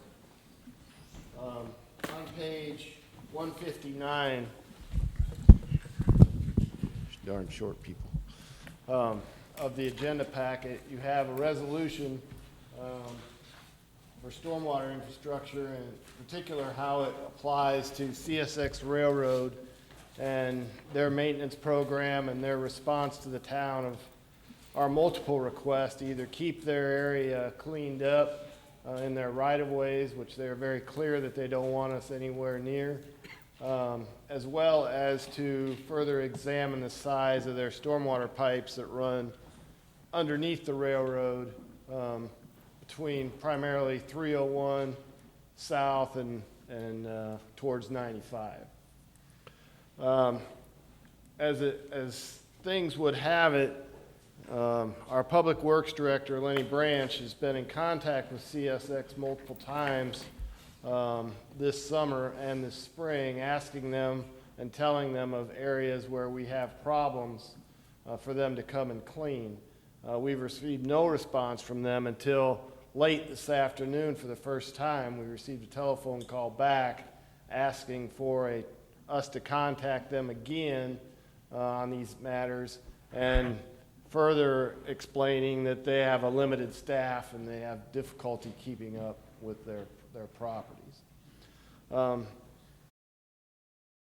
see here. As we go through here, I've just got a few quick pictures to show you to keep this short and sweet for this resolution. Here you have a picture of 301 South as it sits to July of this year. You can see where the railroad sits and how it creates a dike in between what is a lot of this, our business district of that area and over on 95. You can see also 95, it sits on the far right-hand side to orient yourself. On July 12th, we had a 5-6 inch rain here in town. Following the rain, we were able to snap some photographs of some of the rainwater, stormwater as it sat off of the 1500 block of South Brightleaf Boulevard. You can see just with that 5 or 6 inch rain, how it impacted these warehouses in this area. This is another picture back on the right-hand corner off to what would be the south. Is a stormwater pipe that is supposed to run this water away from these buildings and these properties. Here again, you get an idea how deep the water was. The water was already starting to go down at this point. As you can see, it's not raining or anything, but still, we're having trouble with our stormwater leaving these areas and getting off to the culvert which runs underneath 95. This is the culvert from the railroad as you're standing up near the railroad looking towards 95 in that 1500 block of South 301. You can see all the gravel there is wash from the railroad that is washed down in that area. In the area at the end, you'll see how much smaller the ditch area is, and that's because of all of that gravel that keeps being rushed down there by stormwater, being washed from the top of the railroad tracks down. Now, after Hurricane Matthew, we went in there and cleaned all this out, even though the railroad admonished us from doing so, and this was clean at that point. Now you see you've got a major bottleneck there, which is prohibiting the stormwater from going underneath that railroad track and getting out towards 95. Now, this is one of the things that we've asked them to clean out multiple times, and we get no response at all, and then we get a phone call a month later saying, oh, would you call us back so we can talk about it. This is a blockage. This is underneath the railroad track again near Blunt Street. You can see that the culvert there is half full of debris and dirt, and again, this was one of the things that was cleaned out by us in the past. We should not be doing this. This is a railroad's clean out, and every time we do anything in here, we're quite frankly probably jeopardizing a trespass charge or something else for being on their right of way and on their property. Sometimes for our citizens, we have to try to resolve this issue rather than live with it. This is a dead end of LeMay Street. There's a ditch actually through here. If you notice, there are cattails growing in the ditch to show you that there's actually water standing under there and nothing moving from one end to the other. This is the end of Massey Street. We have the same thing there, so it runs all the way down. Same cattails growing in that ditch area, nothing, stormwater not being able to pass, so it ends up finding its own way to other areas. This is Noble Street. Again, we're right underneath the railroad track here. This slide, you'll see a little bit of the green. That's water that is mossy. This is another picture of it from standing up on top. That water is actually supposed to be flowing under this culvert. And you can see that it can't even reach the culvert as it stands right now because of all the debris and how much closed up it is. Again, this is all the railroad issues. We don't have any right to be in here dealing with these things. Last slide, this is end of Mill Street. This is again their ditch right off of the railroad track. Railroad be up on top there, and you can see how full of debris it is and how there's no way for the water to really flow through there without finding its way into other areas other than where we want it to go, which would be down through the pipes underneath 95. So these are just quick examples that we were able to glean. These are all pictures that we took within the last 2 weeks. They're not old pictures. They're what it looks like right now if you walk down there. And this is why we're asking you to pass a resolution on page 159 of your agenda packet to at least admonish CSX Railroad in its efforts to, or non-efforts to, keep its property clean of debris and allow stormwater to flow properly. Questions for Mike?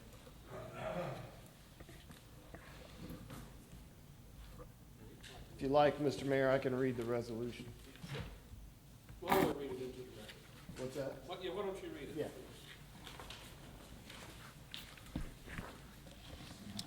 Whereas within the town of Smithfield, the railroad and its right-of-way is owned, maintained, and controlled by CSX Corporation, and whereas within the town of Smithfield, there is approximately 9.04 miles of railway and 5.8 miles of railroad right-of-way within the corporate town limits, and whereas CSX Railroad infrastructure creates a man-made dam for stormwater flowing from Smithfield into its natural tributaries to the Neuse River. And whereas in recent years, the town of Smithfield has experienced several major flooding events to businesses along U.S. Highway 301 South, which are adjacent to a portion of the CSX Railway and right-of-way. And whereas in February of 2017, town staff worked with CSX to clean up storm drainage paths along the railway, which included the clean out of a 54-inch drainage pipe under the railroad tracks behind businesses along US 301 South to prevent the potential flooding of these businesses. And whereas on April 24th, 2017, town officials met with CSX officials to discuss drainage issues and requested the 54-inch drainage pipe be upgraded to a 72-inch drainage pipe to alleviate the potential for flooding. And whereas CSX Railroad refuses to have an ongoing maintenance program to prevent its debris from being carried by stormwater into its stormwater pipes and ditches, decreasing or eliminating stormwater flow. And whereas while CSX officials agreed to consider these requests, nothing has been updated and routine maintenance of the drainage pipe does not occur. And therefore be it resolved that the town of Smithfield is strongly urging CSX Corporation to properly and routinely maintain its stormwater infrastructure within the town of Smithfield, update its stormwater pipes to accept the necessary stormwater flow from the surrounding areas, and be a contributing neighbor of Smithfield. And be it further resolved that the town of Smithfield is requesting the CSX Corporation increase the 54-inch drainage pipe to a 72-inch drainage pipe along US Highway 301 South to limit the likelihood of future flooding events in this area of town, and undergo a normal and routine maintenance program to remove debris from its property that is likely to decrease stormwater flow. Thank you, sir. Thank you. And I know this has been wordsmithed already, but is there any reason it doesn't include a paragraph or two in there that their failure to maintain has caused substantial damage to residents of Smithfield and continues to cause substantial damage? No, sir, no reason at all. It can certainly be added. And then also in paragraph 1, it says within the town of Smithfield, the railroad and its right-of-way is owned, maintained, and controlled. That's correct. It's not maintained. Well, maintenance responsibilities, I guess, is what the intent of it.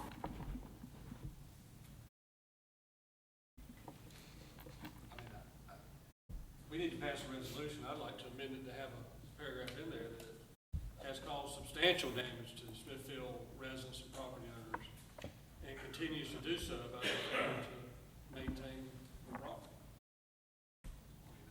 Could we say financial damage? I think when you start tying money to it and down future, the question is, is, what is the recourse? If they don't listen to us, they don't respond back to us, they continue to, they don't let us get on their property because we can't legally do it, then what do we do? I mean, is there some legal recourse that we could take? Could the town of Smithfield sue CSX? I'm not saying that's a course, I'm saying, what is the recourse? Because there's no government entity, as I know, to force them other than financial. I mean, we could, I mean, Bob, you're the, I mean, is that what we would have to do? I mean, I don't know. Somebody would have standing to sue them, and that's basically whoever that had been damaged. So I think the people who have been damaged would have standing to sue them. Whether the town would have standing to sue them is more complex, and I don't have an immediate answer. But, you know, everybody can't sue everybody, only certain people have a right to sue. So I would think the people who were damaged would have a right to contest what is happening there. Railroads are not as easy to sue as some entities, so we'd have to check that too. That's why I didn't know if it might be beneficial to say financial damage, because it comes down to cost, because they're costing our citizens large money to have to repair. If it's not, even if it's covered through insurance, there's still lots of, there's lots of involvement in that too, so. I move we approve the resolution with the added paragraph that basically says, whereas CS Railroad's failure to maintain their right-of-way and drainage ditches has caused substantial damage, financial and otherwise, to Smithfield residents and property owners. I second it. I have a motion and a second. Mr. Ashley, if it's okay with you, once that language is added, and I think Madam Clerk got most of the language, but if it's okay with you, if I'm satisfied with the language, is it okay if I go ahead and sign that resolution? Absolutely. Should we all sign it? Would you all want to sign it, or you want to just sign by myself? All of us sign.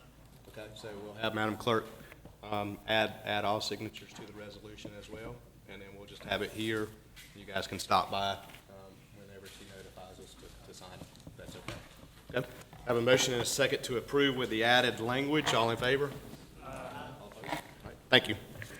Mr. Mayor, I'd like to say something real Sure. quick on this. I talked with Manager Scott about this a couple weeks ago after having a conversation with Brian Barefoot and several others along the way, and I was thinking about a thing, what could we do that we hadn't done? And I think this is, I don't know if it's a start, but they called us today.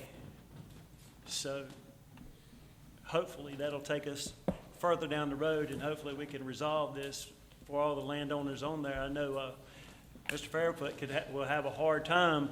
He wants to rent out more of his property, and he can't if it's flooded.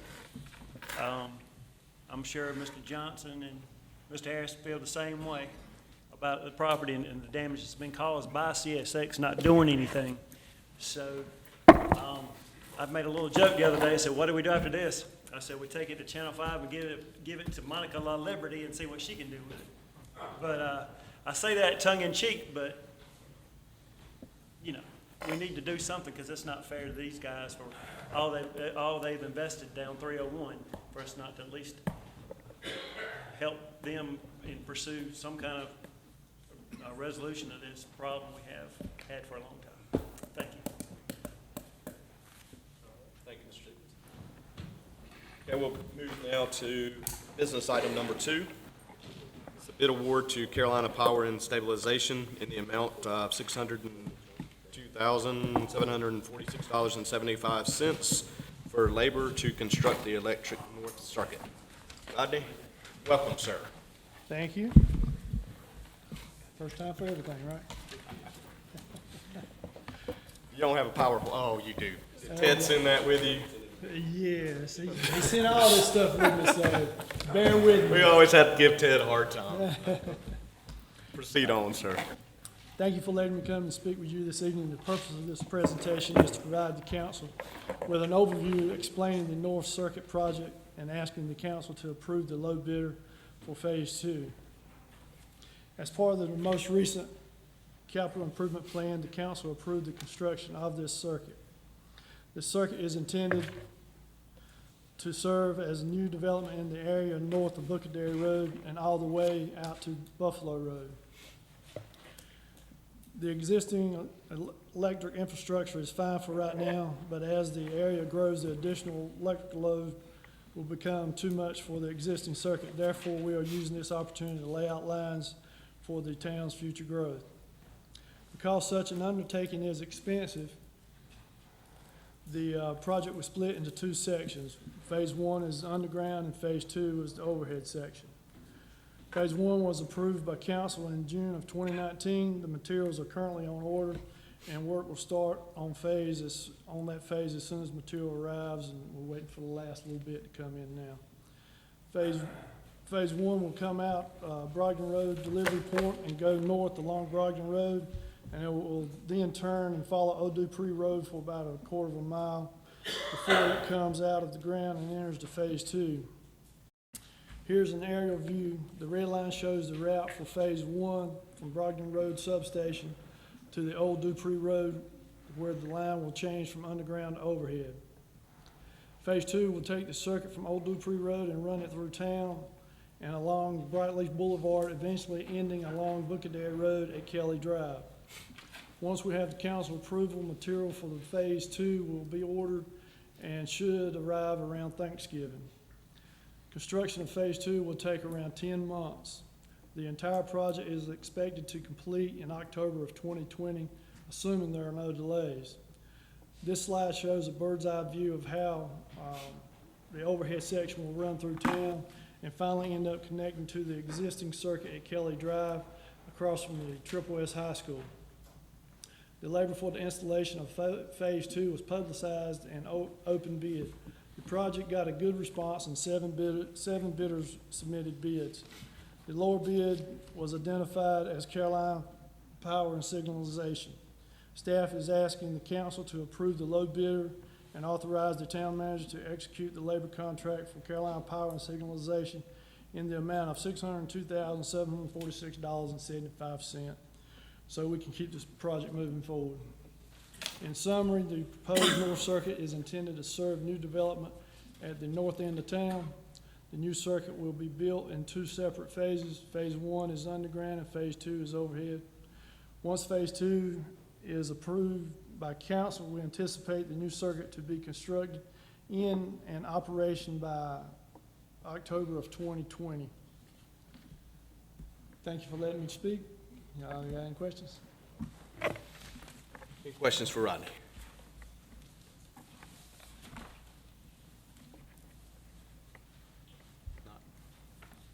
The 950 that was approved, was that for, does that mean that we're that much under bid, or that's just part of the 950? That's just part of the 950. So did the low bid come in relatively close to what we were hoping it would for that section? I don't have all the numbers, John.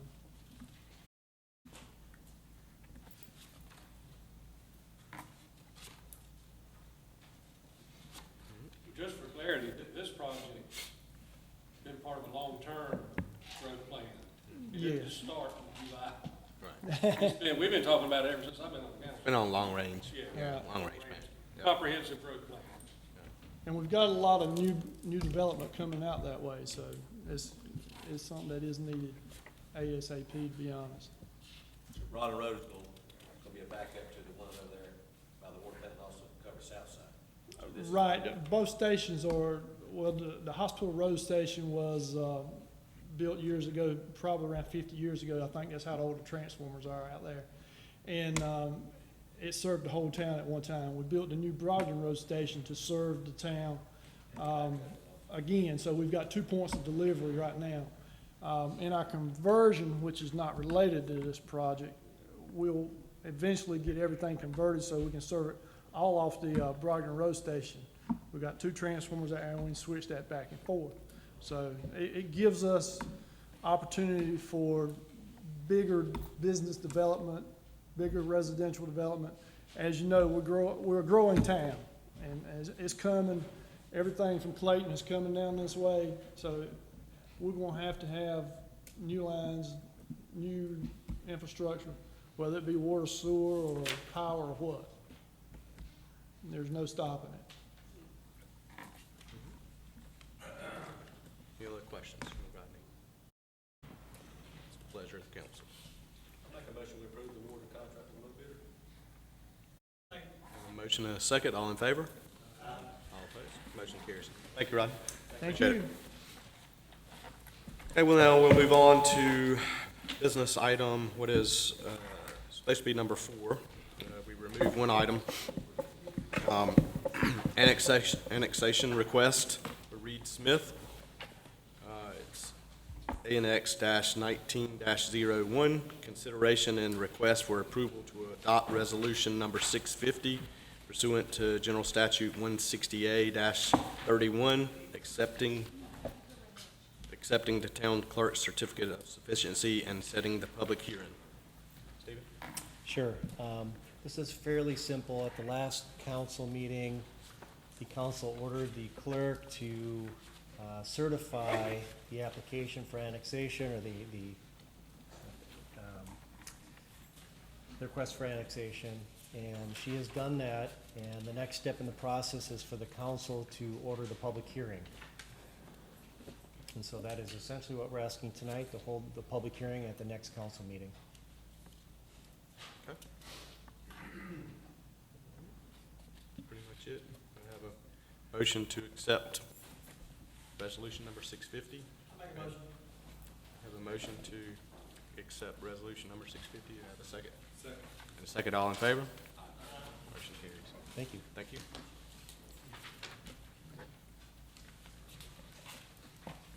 Okay, the next two items are just put on the agenda tonight, just kind of give us some background and some things that we need to start thinking about that's coming. And so the first one, under business item, I don't think we're really asking for anything tonight, just FYI. It's more of kind of, let's kind of show what we have in the area of the Bookadary Road expansion as far as naming and so forth, and something for us to start thinking about.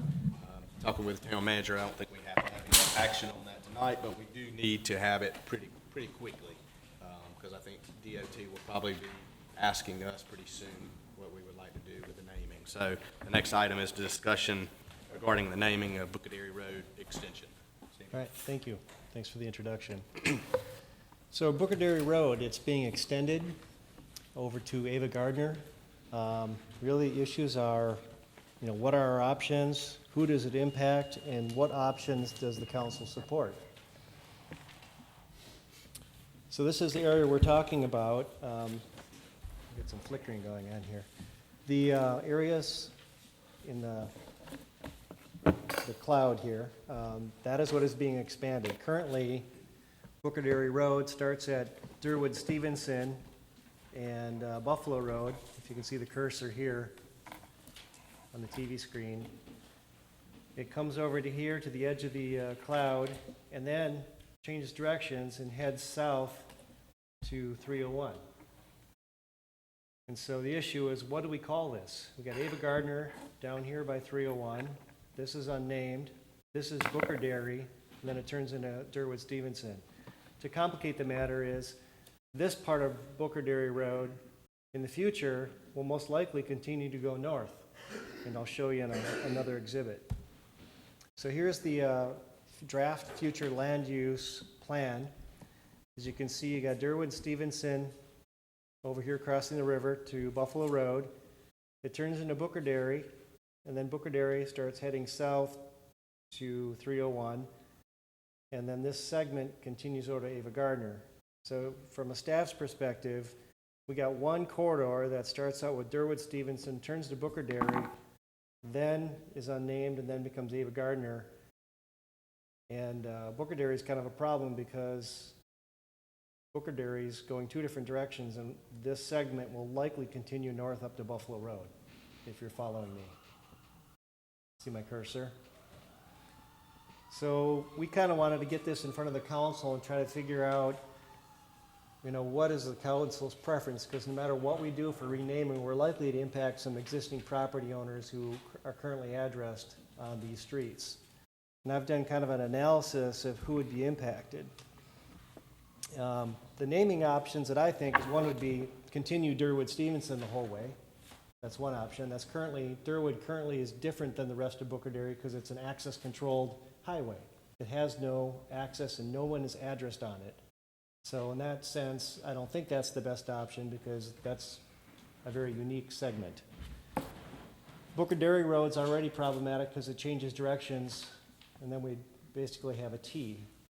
Booker Dairy, T, it'd be a T, and then it continues south. So that just creates more problems. Ava Gardner, that's a short little segment that perhaps that whole corridor could be named Ava Gardner up to Buffalo Road. Regardless of the options, the north-south section of Booker Dairy Road is going to tee with the future extended part. So right now, this is where Booker Dairy transitions from, I guess, east-west to a north-south segment. This curve is going to be straightened out and run as a T into the extension. So this is going to be disconnected right here. This segment of the old Booker Dairy is going to be disconnected. And so essentially, this is going to become an independent street detached from Booker Dairy Road and probably will have to be renamed. So I think the properties in yellow are the properties that have structures on it. Those 7 properties will likely be needing a new name. Whether it's Booker Dairy Lane or something to that effect. And these are the 7 property owners based on the GIS.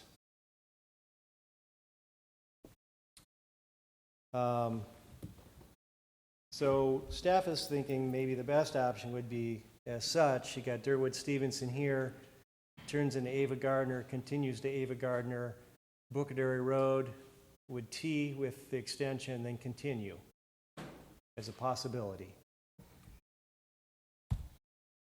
And these are the parcels that would be impacted. Where's most of the traffic goes to? Most of the traffic flow? Yeah, where do they expect? On the new neighborhood. Yeah, it's going to go there, but we also, Booker Dairy is still going to remain a collector, and it's probably going to take a fair amount of traffic because we're going to get more development up on the north by interchange at Buffalo Road. So the purpose is to dump everything outside Walmart. Yeah. Yep. So that's going to be what everybody thinks of as the road in the future, all the way to Buffalo Road. Yeah. So looking at it, this, extending it to Ava Gardner and renaming this segment of Booker Dairy Road to Ava Gardner would impact 12 properties, based on my analysis. These are 12 properties with frontage on there, currently addressed as Booker Dairy. And these are the impacted property owners.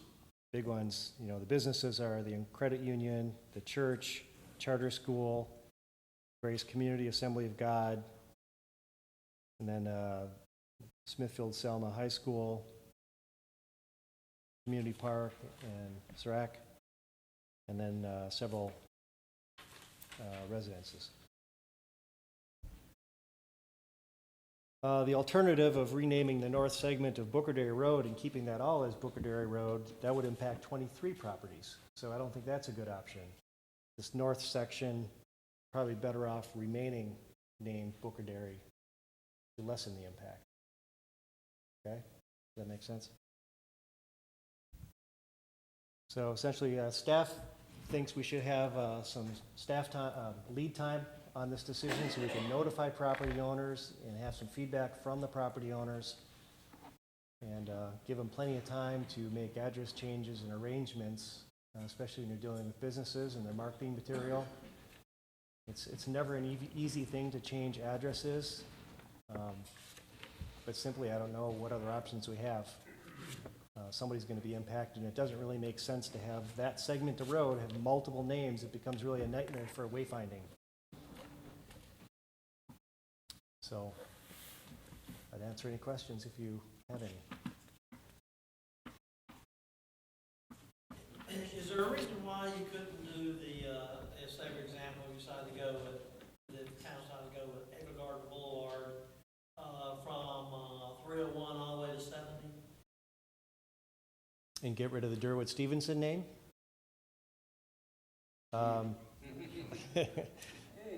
Well, I mean, you can name the bridge to receive, that's half the road anyway. Well, I mean, council can direct me to, So it is possible. I'm just saying. It's possible. That's a possibility. I mean, the general intent is to have one corridor with a fewer number of names as necessary for wayfinding purposes. When you come off of Bright Lake and turn on the Booker there, where's it gonna stop at, like Camellia or something like that? I'm sorry, what? When you turn off of Bright Lake onto Booker there, where's it gonna stop? I think it's gonna be dead, is that correct? Right in that curve. Right, the curve, at Camellia? Yeah. It'll be a cul-de-sac or dead end or. Oh, yeah, yeah. It'll Why can't tee, you just leave that as Booker Dairy Road, and then the new road, Booker Dairy Road extension? I have to back up to the map. Not quite sure which segment you're talking about. So keep this as Booker Dairy and just name this Booker Dairy Extension. Yeah, when you start at Camellia, you're gonna bear off the left, and the new thing is make it Booker Dairy Road extension, because that's what it is, the extension of that road. And the other thing, Booker Dairy Road. I think the confusing is which part are you extending? Because this part goes north-south and this part goes east-west, and you're extending only the east-west portion.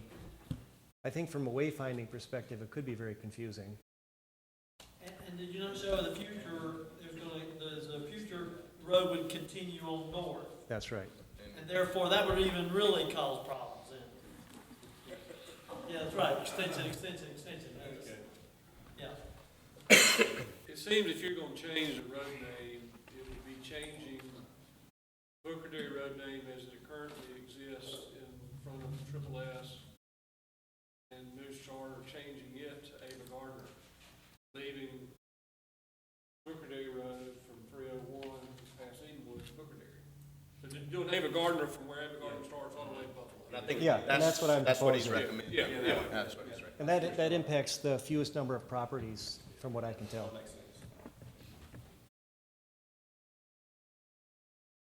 So a couple options here. We can agree on that tonight. We can take it under advisement. Because I realize these maps that we have in here are pretty hard to read. And what you showed tonight is a much easier depiction. Maybe we could get that, and maybe you could highlight what you were talking, give our options, Stephen, and then maybe submit that to the council as an option. You can email that out. Everybody can take a look at it, and then maybe come prepared at the next meeting.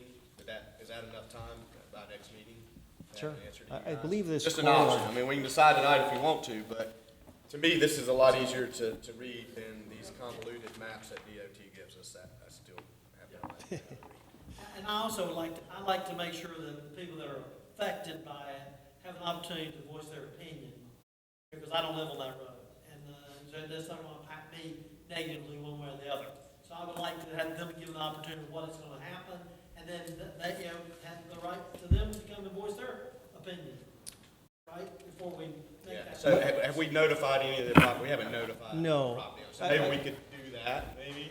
My intent, here's my intent. My intent was to get the general direction from the council, what your preference is, but not make a decision. And then hold a public information meeting with the affected property owners and just let them know and hear them out. And that could either be at a council meeting or it could be an independent meeting, and then, we could hold a public meeting before the council when the decision is actually made. The best map of this is, I can see it's on page 185, and it's the little vicinity map in the corner. And if you look at the little vicinity map, you see where they have basically called the project Booker Dairy already. Somebody at DOT did, right? They just hadn't renamed extension of Booker Dairy, whatever. But it's so hard to visualize, like Andy said, but you can visualize it on that little. You do have these. Oh, we have them already. Okay, sorry. So they're at your table. Yeah. So, yep. So you do have all these slides. So we already have, so we do have them tonight, so they're here.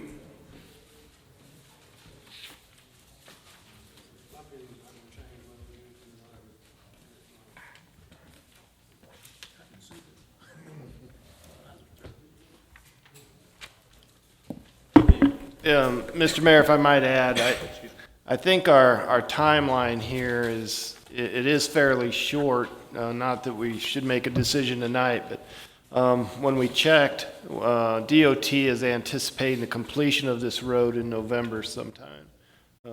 So we really need to make sure that we give ourselves enough time for 911 to change everything it needs to change for addresses, as well as businesses, property owners, schools, whatever might be affected. So that's your timeline.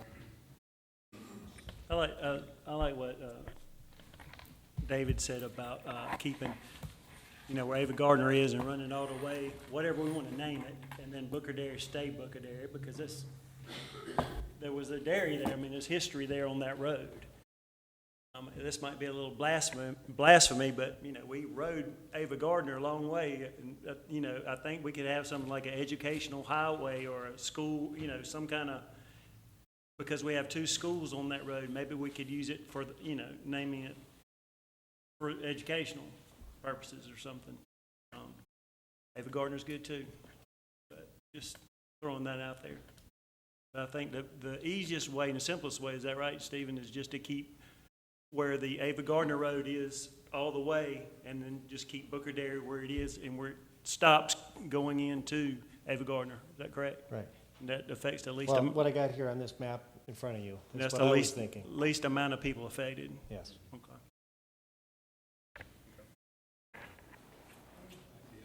Where was the Booker Dairy on that map? Where was the dairy? Wasn't it close to where Jewel Box is somewhere in there? See, it would still be called Booker Dairy. Yeah, right. Yeah, that's what I'm saying. Keep that road. Keep that That's why I road. said keep Yeah, it, because the dairy was on there. Keep that name and just name Right it. down where Triple S is. Ava Gardner. Another, yeah. We could call it Triple S Road. So I think what I'm seeing is the general consensus of the council is your recommendation, Stephen? Is that correct? So that'll Okay. give you guidance. Yeah, so if it's okay, I'd probably set up an informational meeting with, I think we're leaning towards Ava Gardner, but I think we want to see that officers. Yeah, definitely.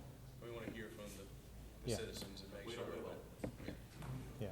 So you were saying, go ahead. So I think the next step then, if it's agreeable to the council, is I would set up a meeting with all the impacted property owners, just to let them know what's going on and what our intentions are, and get their feedback, and then share that with you and invite them to a meeting with the council on a future agenda to, for you to make your official decision. That's fine. Yep. So can I ask a question, since we're talking about the roads? What is the name of the road that goes off Kelly Drive into News Charter School? That's not their driveway, it's a road. My understanding is a road that we're responsible for. Is that correct? That's not part of the driveway, because it's in and out for the restaurant can go in and out of that driveway too. It's a road, not a driveway. So the question is, does that have a road name? Mr. Mayor? Yeah, go ahead. Mr. Mayor and Council, neither Kelly Drive nor that road has been turned over to the town yet, and it is not named yet. Okay, but you know what road I'm talking about? Yes. That is a road. It will be a road. Yeah, the road that's beside that is not, because that is not Yeah. a driveway. That's a Correct. road that's going to be maintained eventually by the town of Smithfield. That's correct. Well, it would depend on what the council wants to accept it or not. If you're talking about the private, right now, it's a private drive going into the school. The one off Kelly Drive. If we're talking about the one that they take right into the school. Right. The one that goes right into the main entrance of the school. Right. That's, No, Yeah, he's not the talking main about entrance, that's their road, that's their road, I understand that. by the assisted living facility. Right beside the assisted living facility, that's a road, that's not a driveway. yeah, well, we put the sidewalk in there. That's a road that we had anticipated taking It over. doesn't at have a some name point. either, that's what I'm saying, that one doesn't have a name either. And that's a road, not a that's why I'm making sure people understand, that's not a driveway for News Charter. That's actually actually a road that probably eventually be ours. Yep. So therefore, that's another, it has to have a name eventually. Yeah, it probably won't have any addresses on it, so it may not be that impactful. Yeah, you would think so, it probably won't have, yep. And while we're thinking, just since we're throwing that out there too, I do want you to look at, I'm concerned as a parent and taking my child in and out of that school, I'm concerned when it finally opens up Kelly Drive all the way down, the people coming out in here, stop sign that, I think they really need to look at that interchange, because I'm concerned there's gonna be wrecks right there. Because people are gonna turn out in front of people coming this way or coming that way, You're talking coming from the charter school to Kelly Drive. coming, or, Up yeah, that the back. people that are gonna come, the people that are coming this way, people are gonna assume they're gonna turn in, what if they're going down Kelly Drive? These people will pile right in front, I'm telling you, There's a stop sign there. stop sign on, the road that's not named. Yeah, but there's still a stop sign, so stop the stop sign. All right. Yeah, but good, fair point, fair They point. need to look Fair like a point. three-way stop. Yeah, fair point. Yep. Okay. Thank you. All right, thank you, Stephen. Move on to business item number 6, discussion concerning forming a committee as defined in the stormwater management plan. Again, we don't have to take any action on this tonight, but you can give us the background. I'm sorry. Mr. Mayor and Council, I don't have a presentation to present to you, but so the last meeting, we accepted the stormwater management action plan presented by Jewel Engineering. And that report had numerous recommendations, and one of them was to establish a stormwater action committee. And that was step number 3, and we feel like that is probably the most important step of all the steps. And that report, I attached it, that report had an Appendix 3, which was a charter for a Smithfield Stormwater Action Committee, and it was very detailed and really is my whole presentation, if you've read through that appendix since it was in the packet.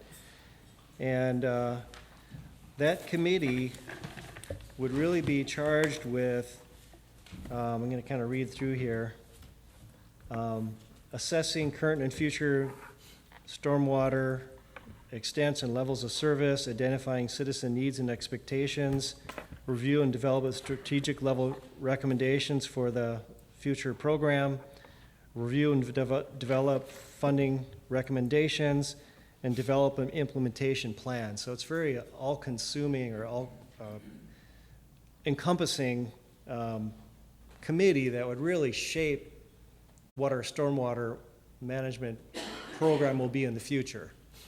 And of course, funding is part of it. The membership of that committee is also suggested here, and it's pretty comprehensive, and I think we would follow those recommendations with the council's blessing, and ultimately the council would have the final authority of who goes on that committee and appoint that committee. So really, this appendix covers, in detail how that committee would progress, starting with sort of the simple overview of what we currently are doing and reviewing our policies and reviewing the existing projects that we know of, prioritizing those, et cetera, and kind of leading them down the path to understanding the entire program so they can make meaningful recommendations to the council, and then having representation from the wider community. And so that is the first step that the action plan is. Well, it's not the first step, it's the third step. We think it's probably the long-term important step that should be considered at this time, and we're looking for the council's recommendation.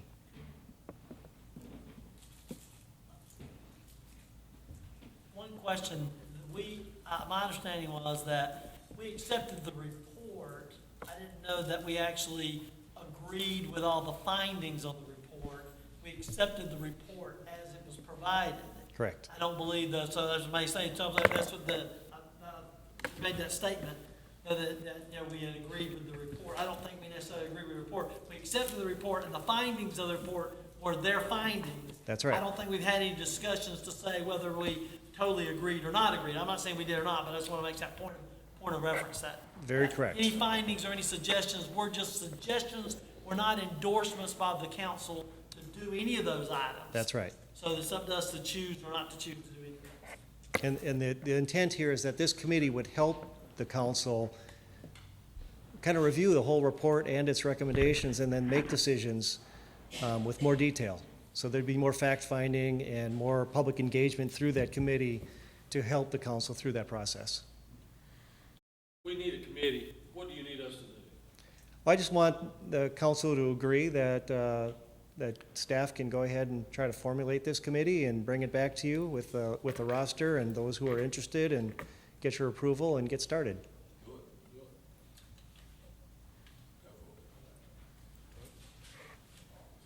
Maybe 2 council members, 2 citizens. It's listed in here. You're talking about going, If we choose page to follow. 200.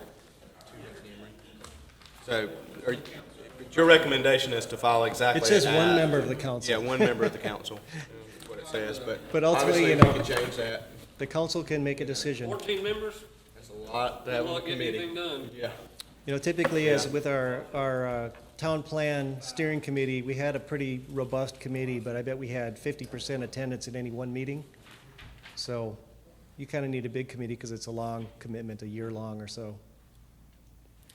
And as we go along, we may not end up with this many people. We would start out by identifying people that we think would be willing to sit on a committee that meet these criteria, but we may not be able to find that many people. We don't want to go outside of our town to come up with committee members. So we'll do the best we can, but this is a guideline for what we're looking for. When we had our 4, 5, 6-inch rain here in July, I received some comments from the council that we needed to look at the stormwater more significantly. And if we want to do that, our purpose tonight was to tell you this is the first step to make that happen. The committee would look at everything and come back with recommendations to the council, and it's a way to seek citizen input throughout the town and of stakeholders who would be impacted by anything we did with stormwater management, or stormwater fees. So they come back with the ideas on how to make this happen and the importance of it, and you know, it seems like it's the best recommendation we can have going forward if you want to go forward. So I think what I'm hearing is staff move forward to bring back to the council some recommendations for a committee. Is that correct? All right, thank you.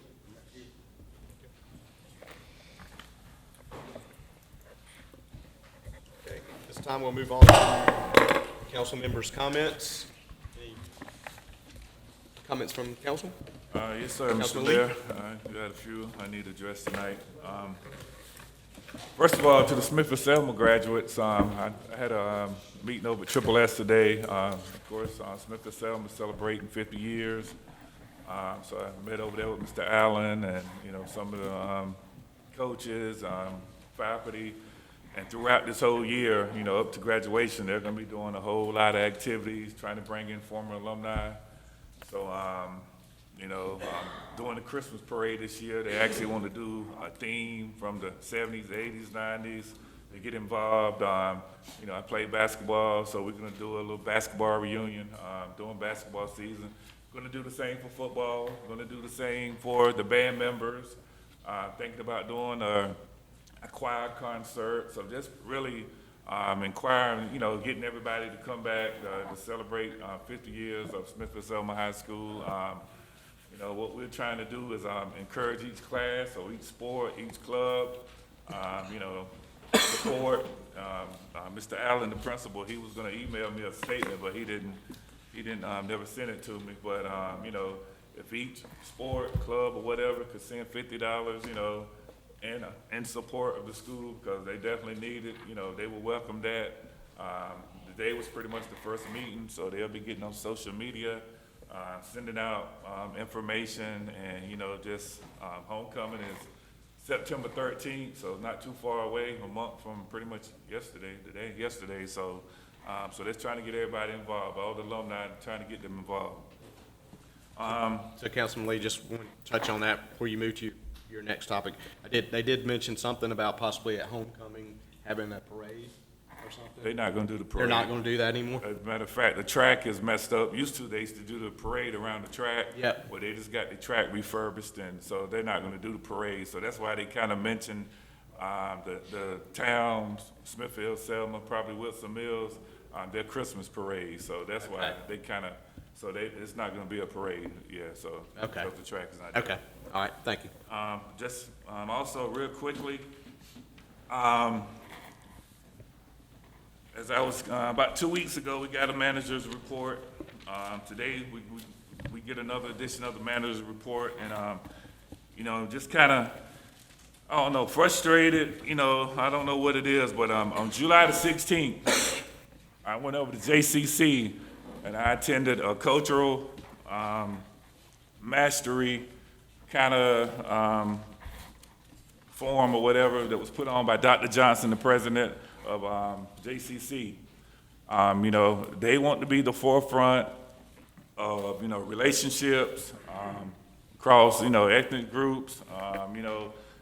He was talking, with his faculty, with his students, and then he mentioned the community. I live in East Smithfield. East Smithfield sits in the heart of JCC. If I was to give Dr. Johnson a grade for his community relationships with East Smithfield, it'd be an F. There is no relationship. Matter of fact, everybody in East Smithfield, they're concerned that, eventually, sometime soon, that, East Smithfield is gonna be wiped away and JCC is gonna come through. Well, I attended that meeting with our manager, and, the presenter, Mr. Gonzalez, he posed a question to me, and, I informed, and, our town manager's here, I would look for, his advice and his, to carry on, but in either report, it's nothing about him attending that. So I just kind of, took that as a slap in the face, like it don't mean anything. One of the biggest things that people don't really want to talk about in Smithfield are race relationships. They don't want to talk about it. A few weeks ago, it was just in the paper, Mr. Wingate Lassiter had a little section in there about the sign that was up years ago. And, the sign is gone, but, it's what's in your heart. I grew up with his son. Mr. Wingate was my first basketball coach. I grew up playing basketball with Tommy Ashley, Emery's brother. Ross Embler, who was Mr. Embler, the planning director's son. Will Temple, his dad is Jack Temple, and that's the relationship we had. But that's just one of the things that, and I thought I'd at least see something that we attended that, and it's just like it's being wiped under the rug. A few years ago, we had a town manager here, and I had a department head comment. That's why that manager is not here. When it was time to vote, that was the main reason why. We're here together.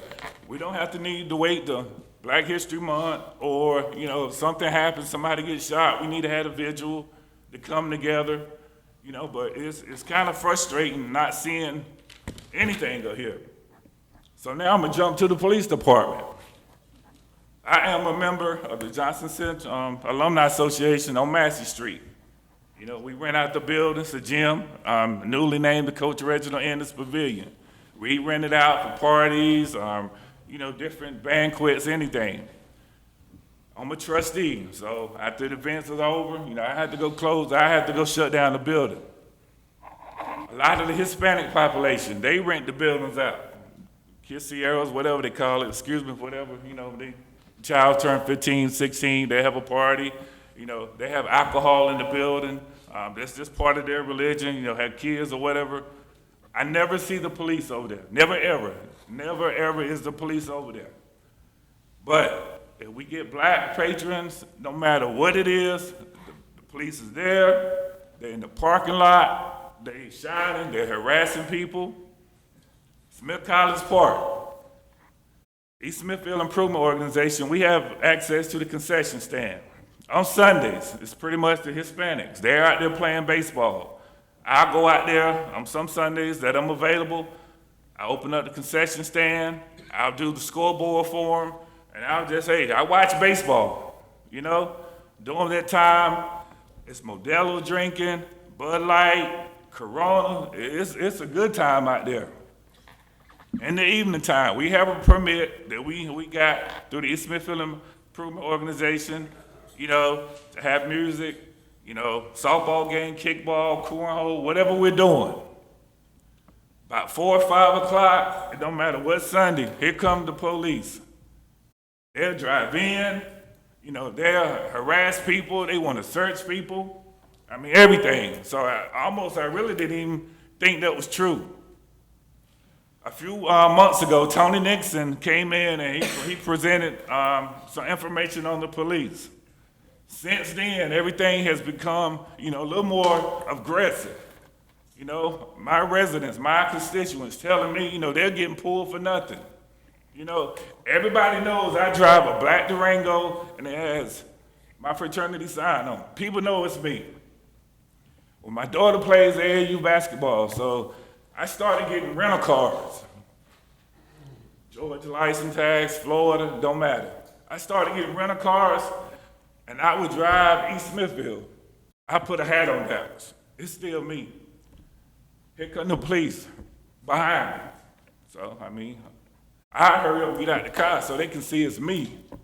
Oh, it's Councilman. Hey, Councilman Lee, how you doing? But so now I know how my other constituents feel. I know how they feel. Today when I was at Triple S, talking to a now assistant principal over there, former assistant principal at an alternative school, just hearing him talk about his 2 daughters that have graduated from college, and they said they don't want to come back to Smithfield because this place is racist, and they're white. But it don't want to be no conversation. If you look around, anytime we have a meeting, we are addressed as y'all, them, our town attorney, when we talked about the RV part, the black community, y'all, them. Anytime, some of the council members, it's y'all, it's them. But everything else, Smithfield, we're prospering. We residents. It's kind of heartbreaking. The way the world is right now, what's going on in the world. But, I can't make you like me. You know what I'm saying? It's what in your heart. But, just not seeing anything, for what's going on, it was slap in the face, because that's something that needs to be talked about. The relationships that we have. And if you look around, I'm the only minority here. We just have another a female police officer, and 2 minority male police officers. But the police force should be indicative on your population. That's what it should be indicative of. But people don't want to come here.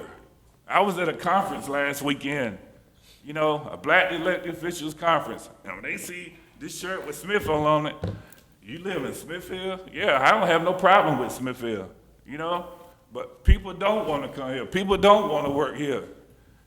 And the statement that I got today, coming from the assistant principal, when he's saying his 2 daughters don't want to come back because of this place is racist, I have a problem with it. I have a problem with it.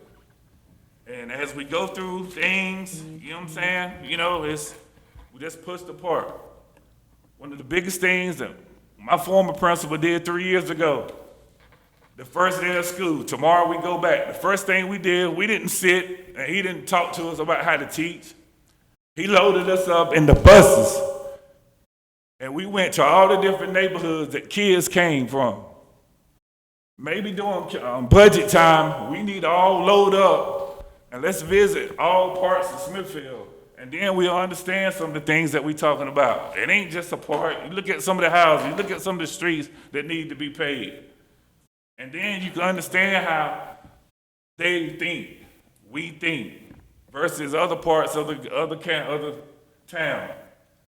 But it saddens me that, nothing was done here, but we're gonna be the forefront. As Dr. Johnson said, we was invited, the superintendent was there, the county manager was there. It was a police captain there from different parts of Johnson County. But to not see anything up here that we attended, that meeting, it just goes to say that it didn't happen and we don't want to talk about it. That's all I got to say.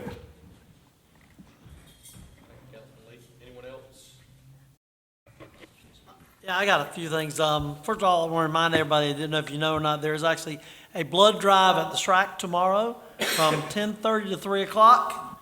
If you're available to, I had a young lady call me and said, please try to make sure, encourage everybody that can come. And that'll be tomorrow. Also, tomorrow night, Smithfield Selma has a football scrimmages. They have actually a big, unless the weather's bad, it's starting around 5:30 and it's going until, like 8:30. So you might want to show up early. There will be 8 fields, I think. They're splitting the fields up into halves. So like the main field will be 2. I just got the parking's will become an issue, so get there early. But it should be a big event. I think they've called it the Mud Classic or something like that. Muddy Waters, yes. So y'all make sure you want to attend that. That should be an exciting event. We do need support our local community when they have events, especially our high school. You know, we get such negative press a lot of times because people don't know what they're talking about.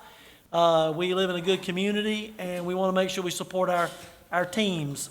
So that's then. Also, just to let you know that we're still continuing to address the needs of Wilson Mills Road. We've made some progress on it. We're still working on it. There's still things we can do. It's not out of the picture, so I just want to know that my citizens in my district know that we are still working towards whatever we can do with that. And last but not least, I attended the last 3 days. I was at the North Carolina Drone Summit. And this is where North Carolina is actually a leader, one of the 9 states who's actually driving. And the FAA was actually there, and they said North Carolina is the leader in drones in the United States for all of our programs. If you know or not, we actually have Holly Springs is actually getting their town has approved, and they've been approved to do food delivery using drones beyond line of sight from their food area to their main, their 200,000 soccer complex that's over there. You know, we have over 200,000 people show up over there every year. And so they're actually being approved to start doing food deliveries over there for their events. The reason I mentioned the drone stuff, if you did not know it, the town of Smithfield owns 2 drones. And I believe I saw some drone pictures today, did we not? So, you know, your town people are already using it. We already had a training event where we sent some from the different departments and already got trained. I'm not sure how many is trained now. I don't see. How many trained, do you know? 5 people's trained.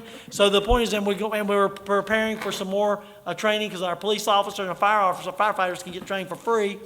So we're working on that too. So in saying that, something in the future we're going to have to look at is how do we manage drone use in the town limits of Smithfield? Something we need to take a look at and start working forward. And we've already talked about bringing in, looking at potentially having a meeting with the League of Yes, because no doubt they've had some issues with that already, and DOT and all that stuff, so we do it right. A friend of mine always told me, if you're going to start out, you need to start out like you're going to hold out. So that we're excited about that. Good stuff. Anyone else? I just wanted to report that it was really a blessing. I attended a service Saturday. It was 50th anniversary of Pine Acres neighborhood. I know we presented a plaque and a resolution here a month or so ago. There was a celebration at First Missionary Church, and my wife and I are still talking about it. It's one of the most wonderful events I've attended. They had the history of the neighborhood, the inception of that neighborhood. Read a list of the original residents. Historian had a list of the original residents who have deceased. Heard stories about some of the folks who were, when they were kids, playing in the neighborhood, and it was really just incredible to see the pride of a neighborhood, and a neighborhood that still has a lot of pride. I can safely say I've lived in Smithfield for 58 years. I was born here, but I've never seen a community event like that one. And it was just, like I said, my wife and I are still talking about it. Rhonda Joy McLean came into town. She was the guest speaker. And I've known her for a number of years. She's a wonderful family, wonderful person. But anyway, it was just a wonderful thing. And there are the opportunities that as council members we get, and any opportunities in life, the ones we don't do are probably the best one. You know, they would have been the best ones if we'd have gone to them. So it was just a great thing. And I'm very proud of that neighborhood. I actually presented the plaque to the neighborhood and to the Heritage Center, and then a key to the city to Rhonda. But it was a beautiful thing. That was it. Thank you, sir. Appreciate it. Anyone else? I did have one thing to say, Mr. Mayor. My wife is on the advisory council at Smithfield Middle School, and we gave them $1,000 under our budget, and, you know, we give it to them and not know what they did. Well, they reported at the meeting that they bought some mats, and I guess to go against the wall, so if you go in for a layup, that it won't push you into the wall or something like that. But they used it for Smithfield Middle School, so, and they also have some of the Parks and Rec games over there, so they wanted it to be seen by the community for what the town did for the community. So just wanted you to know that's what they did, how they spent our money, at least at Smithfield Middle School. Not our money, the town, the citizens' money, but that was a nice thing, what they did. Stuck with. Thank you. Anyone else? Thank you, gentlemen. Mr. Manager?